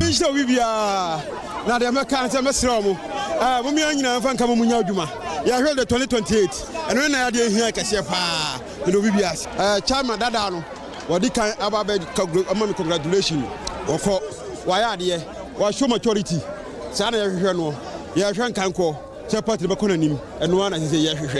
In an interview with the media, the outgoing chairman, Fifi Mensah, pledged to sustain his efforts to help the party secure victory in the next general elections despite his defeat. I am grateful to the party for the opportunity. I kept making a case that the album was flawed, but eventually I wanted peace in Bantama. I am happy. The first election that was run, I lost by a difference of over 500 and something votes. Today, I lost by 4 votes. So it should tell you something. I complained that over 167 people have been wrongfully taken from the album. So I mean, listen, the bottom line is we are finished. I am happy. Bantama has said they should all come together, work behind the new chairman for the greater interest of the party. Are you going to work with the incumbent MP? Whatever I have to do in my capacity to help the party come to power, that is what I'll do. Speaking after the results were declared, Bantama MP Francis Asenso-Bache congratulated the winner and urged all members to unite behind the new executives. We have come here to elect our new executives. Very competent, hard-working people who are going to work with me as a member of parliament to prosecute the MPP agenda of winning the 2028 election and making Dr. Bawumia the next president of our republic. I am confident that we work together and we work very hard because we believe that when we had the opportunity in government, we work very hard and we're able to put in place very important policies and programs that are yielding results today. To the election with the understanding that you can win or you can lose. All the people who contested, they are party people, they are politicians, they understand that. It is my hope that that those who lost will congratulate those who won. The chairman himself who lost, I'm told, I wasn't here, I'm told came to congratulate. That's a sign of goodwill. And I'm sure the rest will also do so. And those who want to should be gracious and bring everybody on board. We are going to work together because we believe that without unity, we can't achieve anything. So as the member of parliament and the leader of the constituency, my duty is to bring everybody on board so that we can prosecute our agenda. Thank you. Francis Message reports for Joy News.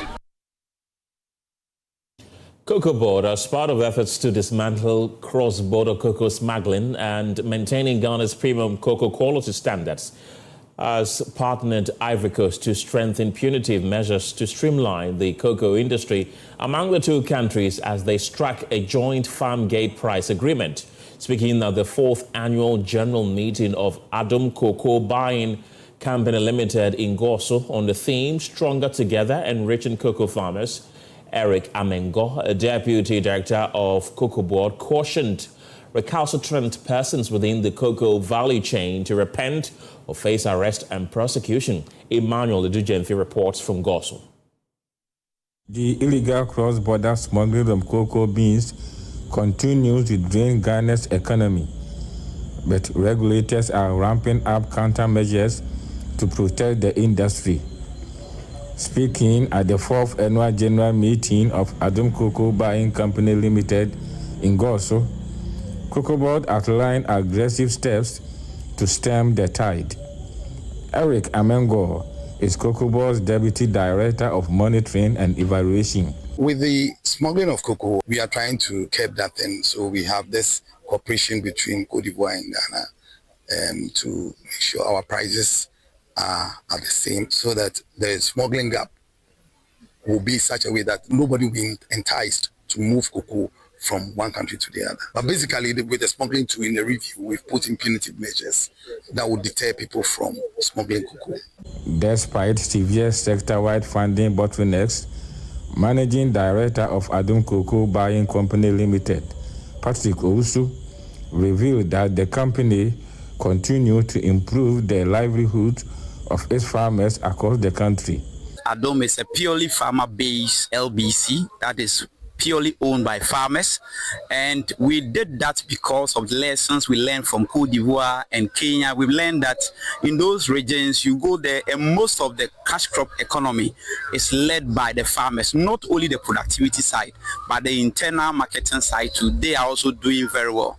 And the intention is that we wanted to generate more revenue so that we can give back to our farmers, so that we can improve their living condition, improve their living income.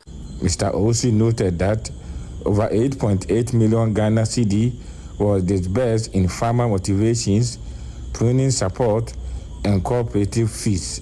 This year, we are giving back almost 12 million Ghana cedis to the farmers. Last year, we gave them close to 9 million. There has been a continuous improvement over the years. So we hope and believe that consistently we can continue to build a system together that will be purely owned by farmers, so I can generate wealth for our own farmers, because we cannot continue to rely on government for many interventions. But we think that the resources, the gains that we've made in the cocoa business, we should give it back to our farmers. With joint regional price alignment and increased support from local buying companies, stakeholders remain hopeful that Ghana's cocoa sector can mitigate losses from illicit trade and build a more resilient future for its farmers. Emmanuel Edujenfi, Joy News, Goso. Well, a new initiative, Ignite Ghana, has been launched to promote entrepreneurship.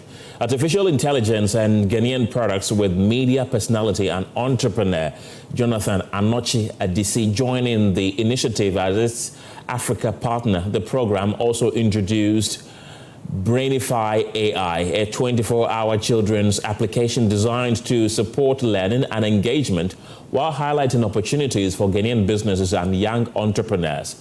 Organizers say the initiative will focus on equipping young people with skills in AI and entrepreneurship to help create jobs and strengthen local businesses. Joy News' Anita Adams reports. Artificial intelligence is rapidly changing how people learn, how people work and do business. But for many young people, access to the skills needed to take advantage of these opportunities remains a challenge. It is against this background that Ignite Ghana has been launched with a focus on promoting ethical business, developing intellectual skills, and equipping Ghanaian youth with entrepreneurship and AI skills. Nathan Anochi Edisi, who has been introduced as the initiative's Africa partner, says the program will focus on using technology to develop people and create opportunities. Like we said, it's about ethical business, and I'm also lending my network to this great, association or company. And I believe that it's going to impact the youth out there, especially, and empower them in terms of, entrepreneurship, youth entrepreneurship, creating skills and also jobs for people, because we are introducing the Brainify, which is an AI platform for people to be trained on AI usage, also putting on wellness products for people to market and sell. So it's going to put, food on the tables of many, going to create employment, and again, also sharpen the intellectual skills. The launch also featured the introduction of Brainify AI, a 24-hour children's application developed as part of the collaboration. The platform is expected to provide children with access to AI-powered learning and engagement as organizers explore how technology can be used to support the development of young minds. So the first collaboration we are doing is with our AI product, Brainify. So we are going to introduce Brainify to the Ministry of Education for young children. All right, which is our contribution to Ghana. All right, so they will have a children's app, not so much for adults, but for children. Because the main Brainify product we have that we sell is for 13 and above. So we created a program for below 13. So young kids can start using AI in the schools of Ghana through the Ministry of Education. Beyond technology, the initiative is also seeking to create opportunities for Ghanaian businesses by promoting locally made product and connecting entrepreneurship with innovation. Among the products displayed at the launch were the Sanare Wellness product, highlighting the range of partnerships being built under the Ignite platform. For Joy News, Anita Adams' report read to you. For generations, the birth of twins among the Ga people has been regarded as more than a family blessing. It carries spiritual and cultural significance, one that is celebrated publicly each year through the Ga Twins Festival, a precursor to the Homowo Festival. My colleague Stephen Mensah reports on the traditional rites and offerings that greeted this year's festival.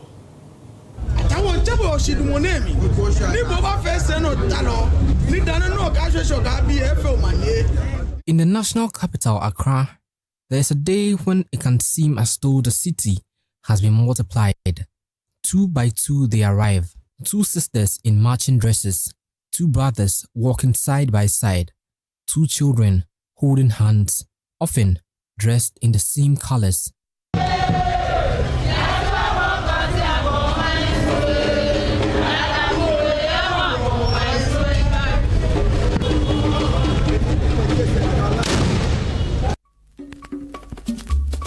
For the Ga people of Ghana, twins are not simply 2 children born at the same time. They are tradition. They carry a significance that reaches into family, spirituality, and community. And once a year, it takes center stage at the Twins Festival.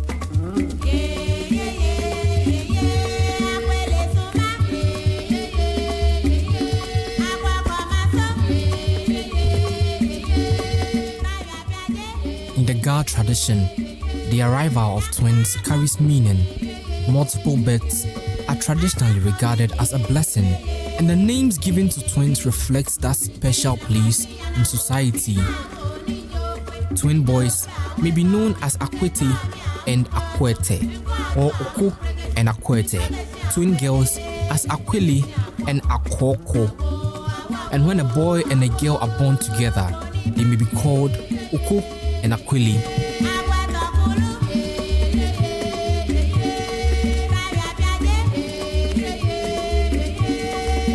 ke aji ayelene ke aba wo ba lebi mangba ni awo aji aba no ni eyin apeja ke ona yele ona omuchulu ona owo wolo ona owo ke ewo ni daji ni wo to le ka se bridge lo apete se ne ke ma je ni bi ne wo ke wo ba ha aji ni wo ke bi osole mo ke jomo ke ha aji na fo na mba toga lo amba akamedro weku e oba fi on wo ke ye. The festival, which exhibits spirituality and aspects of social life, also features community unity. In instances where rituals and offerings are made, some sets of twins accompany that by carrying and disposing of the sese, explained as a way of acknowledging heritage and better expressed as this is who we are. Every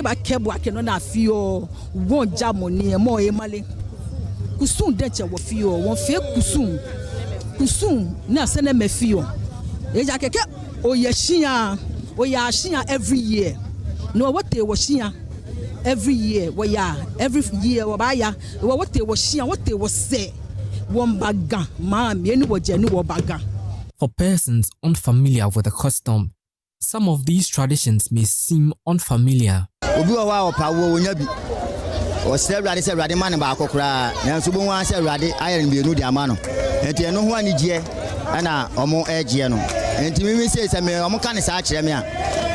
Mitimu se o eye awurade ade awayama wo mo no ana omo ni age afe aso a omo de da awurade ase ntimi de menwene boni bia wo kire because ma adwen yam se eye nigye ana bia omo je.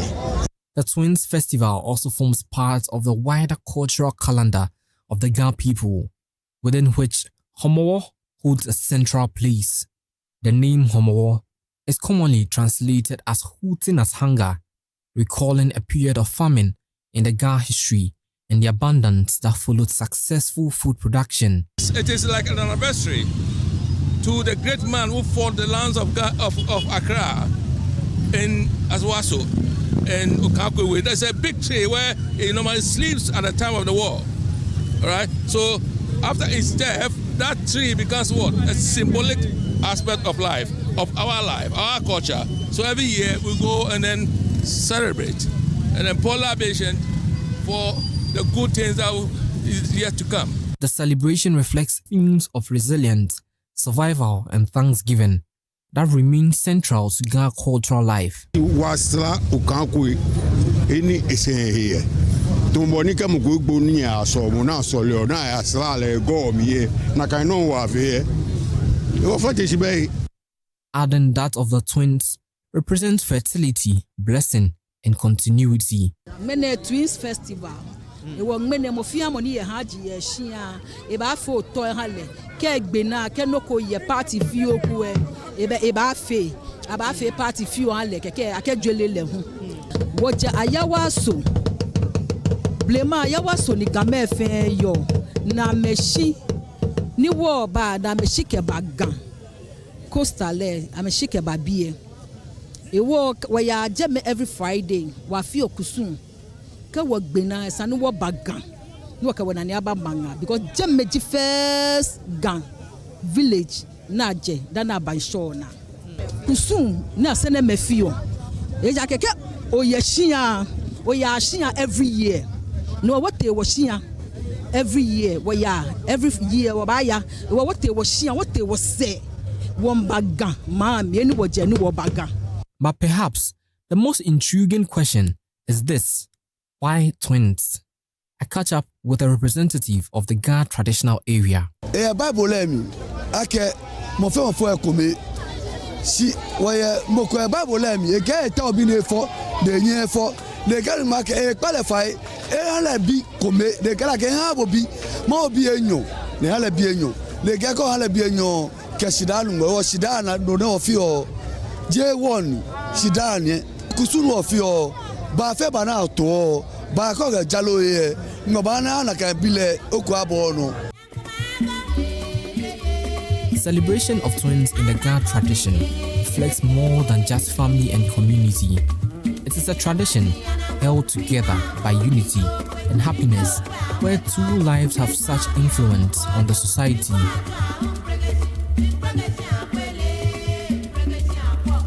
Stephen Mensah for Joy News.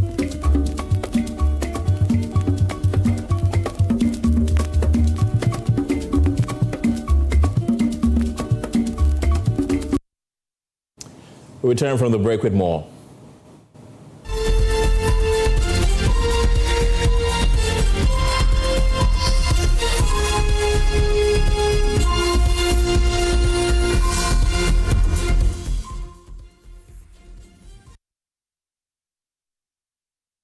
I promise to reintroduce the distribution of free sanitary pads to female students in primary and secondary schools. Honestly, it's not enough. Some of them are heavy flow students. 2 sanitary pads can take them just a month. Inside this toilet, I use neat rags, sometimes papers and toilet roll. School records show that many girls in their menstrual cycle miss classes regularly and some drop out entirely.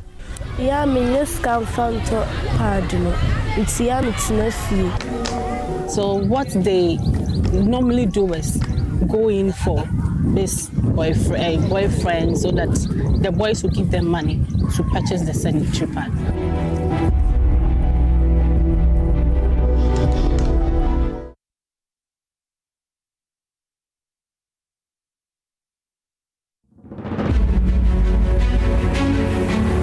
Young people are stepping up in the wake of the devastating changing weather patterns.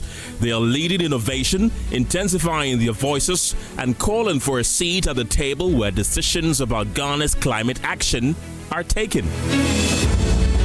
This International Youth Day, Joy News and Water Aid Ghana bring together young leaders, policymakers, and changemakers for the Young Leaders National Roundtable on Climate, Water, and Ghana's Future.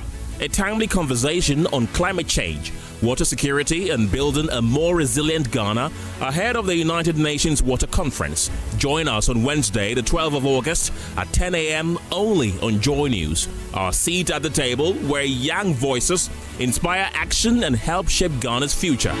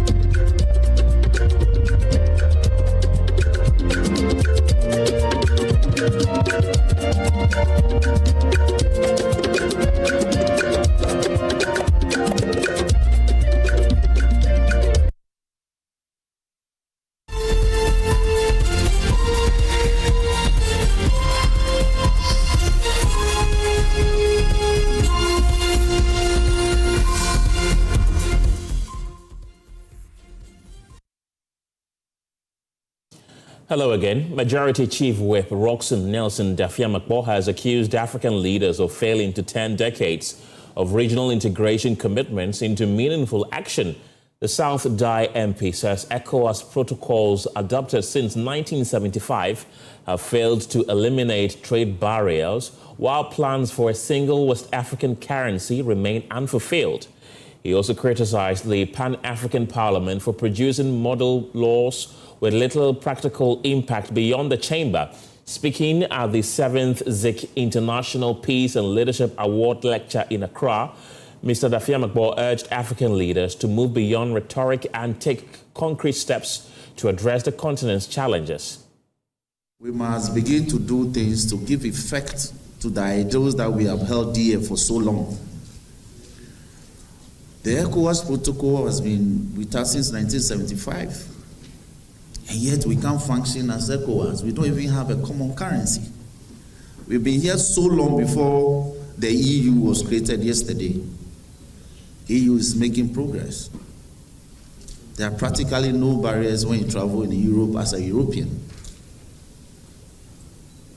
In terms of even language, you get French spoken even in England today, and you get English spoken in Belgium today. There are no barriers.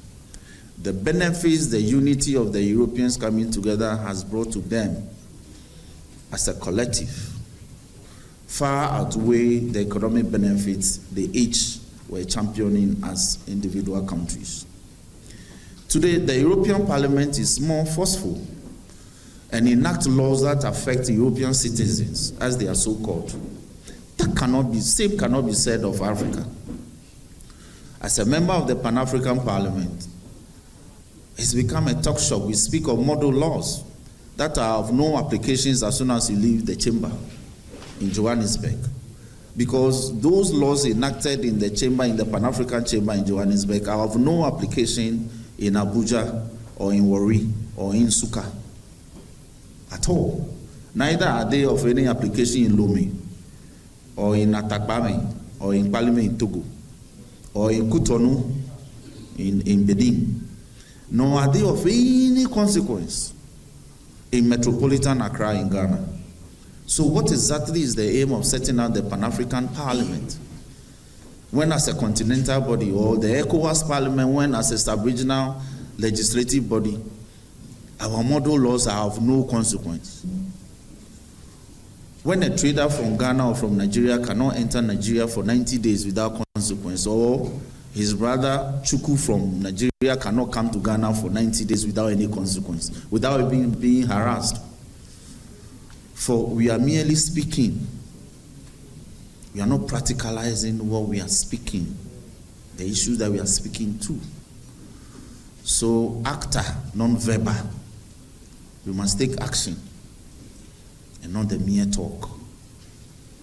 We've had so many talks, so many keynote speeches. When are we going to remove the barriers? There are over 35 barriers between the outside of Dawenya and Badagry. 35. And some of some consequence. But you can count 35 barriers, security barriers. How will trade commerce flourish under such circumstances? And it gets worse when we have to traverse Francophone brothers, that is Togo and Benin. You can actually be delayed for hours. So did Zeke and co labor in vain? Did they labor in vain? We should be asking ourselves today. A fine day in August 2026, when they were opining for this in 1960. 60 years or so ago. So we need to do things differently.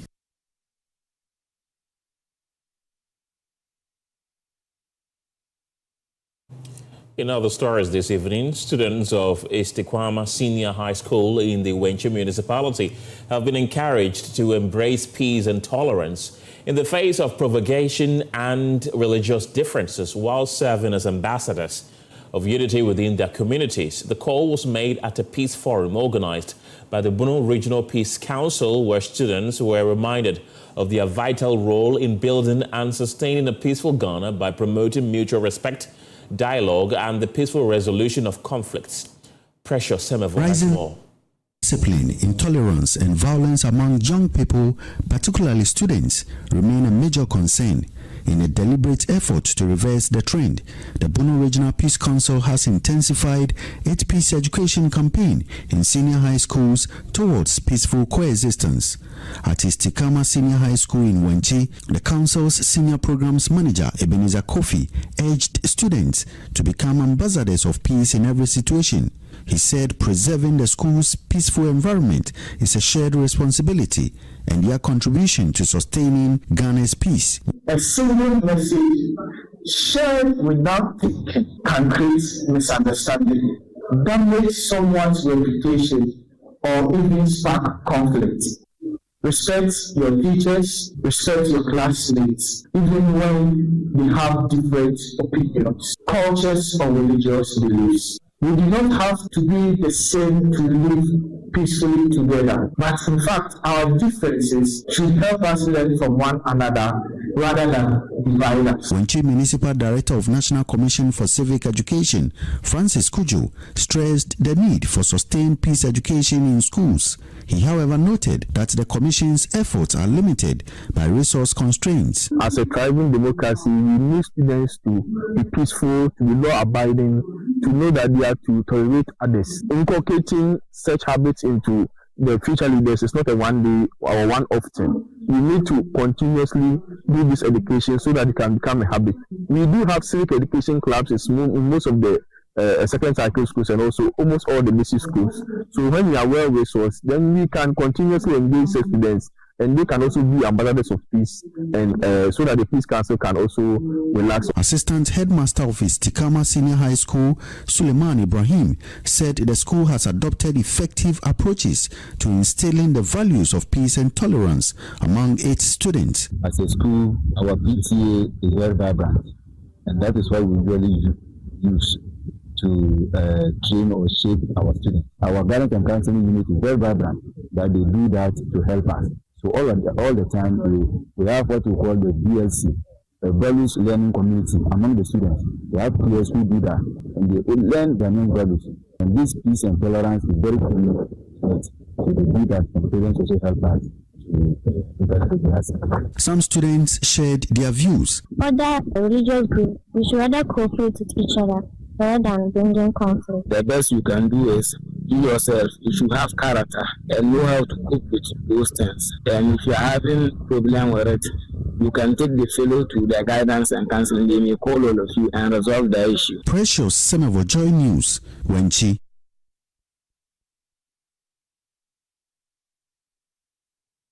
With an eye on the prestigious National Science and Maths Quiz, the Tema North District has taken a proactive step to prepare its students as GBA International and IN successfully launched a maiden senior high school inter-schools competition to build the confidence and resilience of young scholars before they face the national spotlight. Asante has more.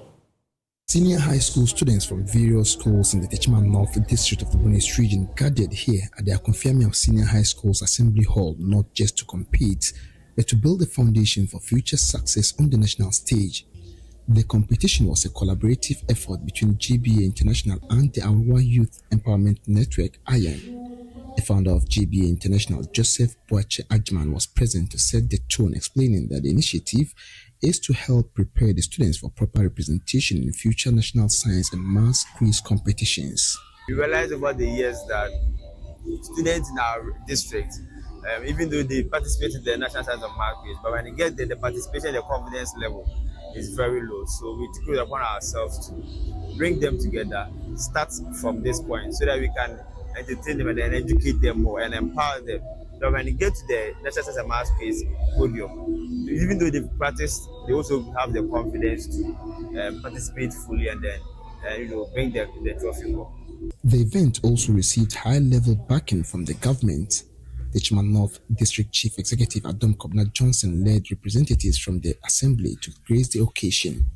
He praised the youth for their foresight and gave a firm commitment to the competition's future. It is directly linked to the National Science and Maths competition. This is one of the ways that we can internally do to, sharpen the minds of our students, so that when they go to the national stage, it will not be something new to them altogether. So we will do a full evaluation of the program after today, and so that next year we will, in my statement, I promise that next year we are going to make it bigger.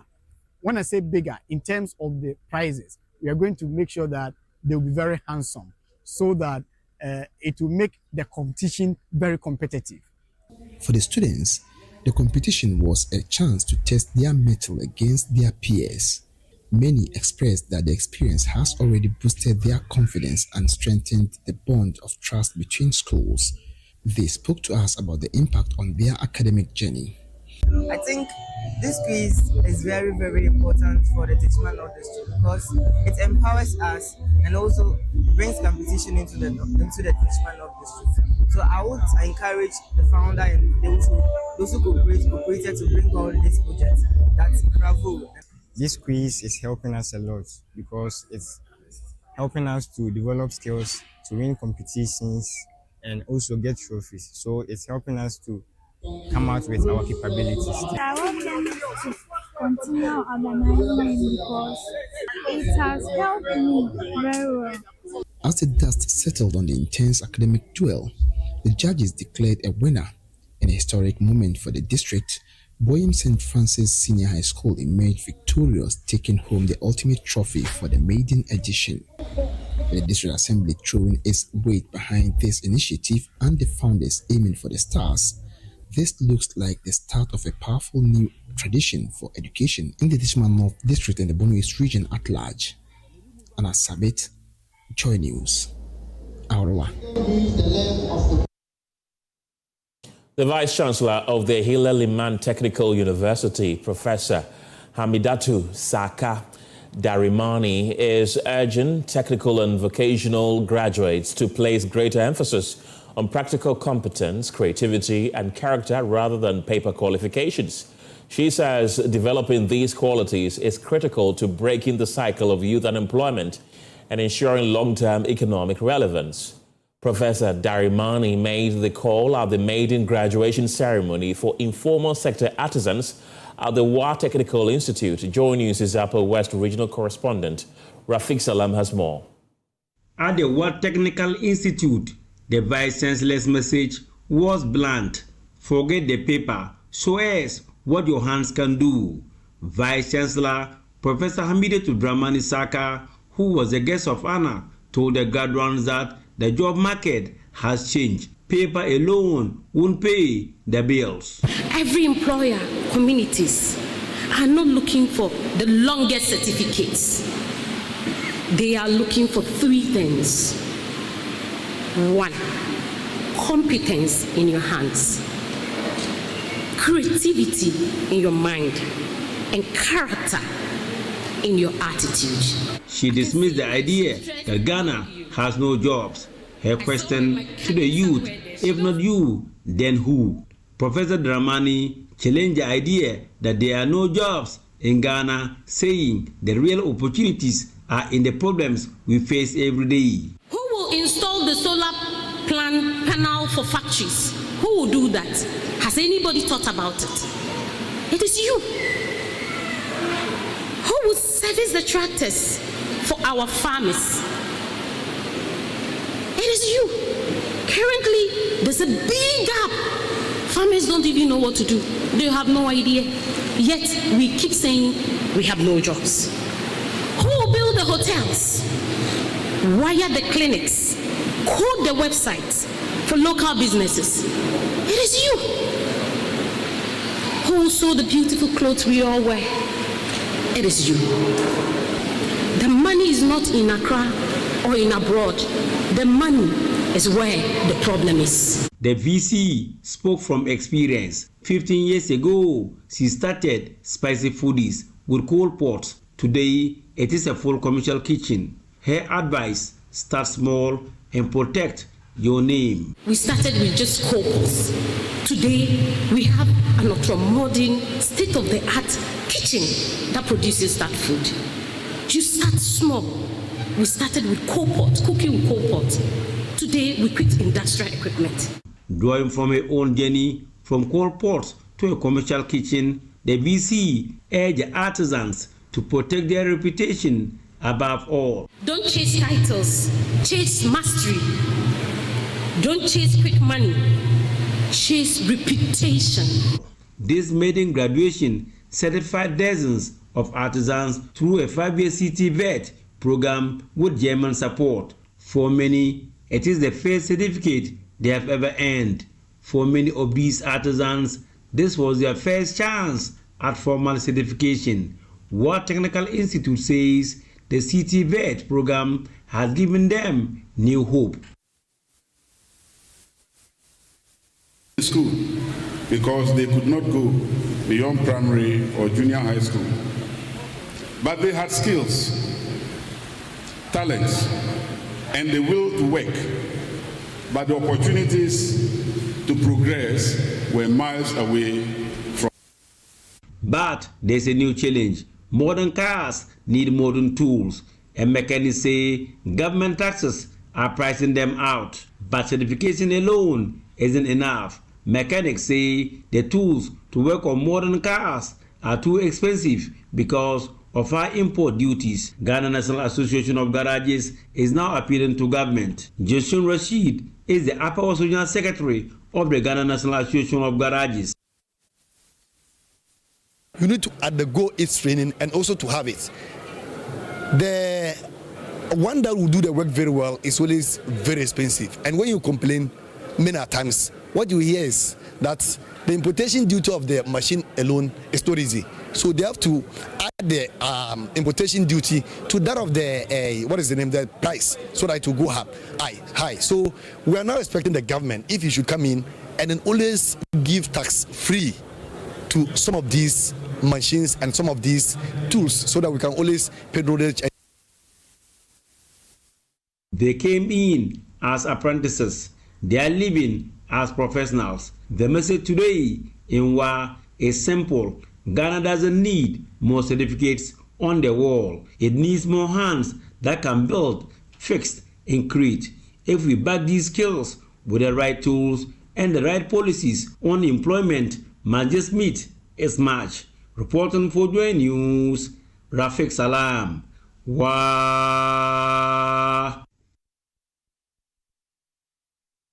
That's it for the pause this evening. For more news, you can log on to myjoyonline.com. My name is Kenneth Gyasi. Have a good evening.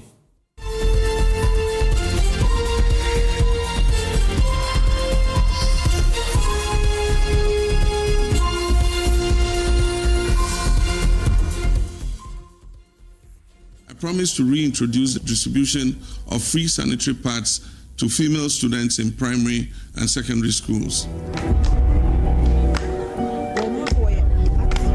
Honestly, it's not enough.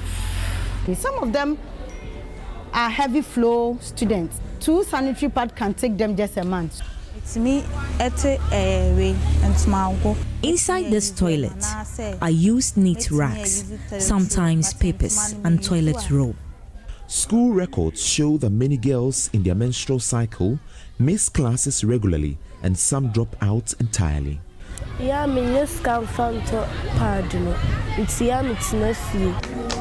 So what they normally do is go in for this boyfriend so that the boys will give them money to purchase the sanitary pad.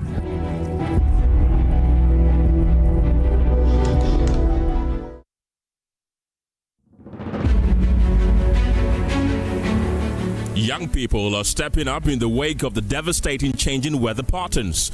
They are leading innovation, intensifying their voices, and calling for a seat at the table where decisions about Ghana's climate action are taken. This International Youth Day, Joy News and Water Aid Ghana bring together young leaders, policymakers, and changemakers for the Young Leaders National Roundtable on Climate, Water, and Ghana's Future. A timely conversation on climate change, water security, and building a more resilient Ghana ahead of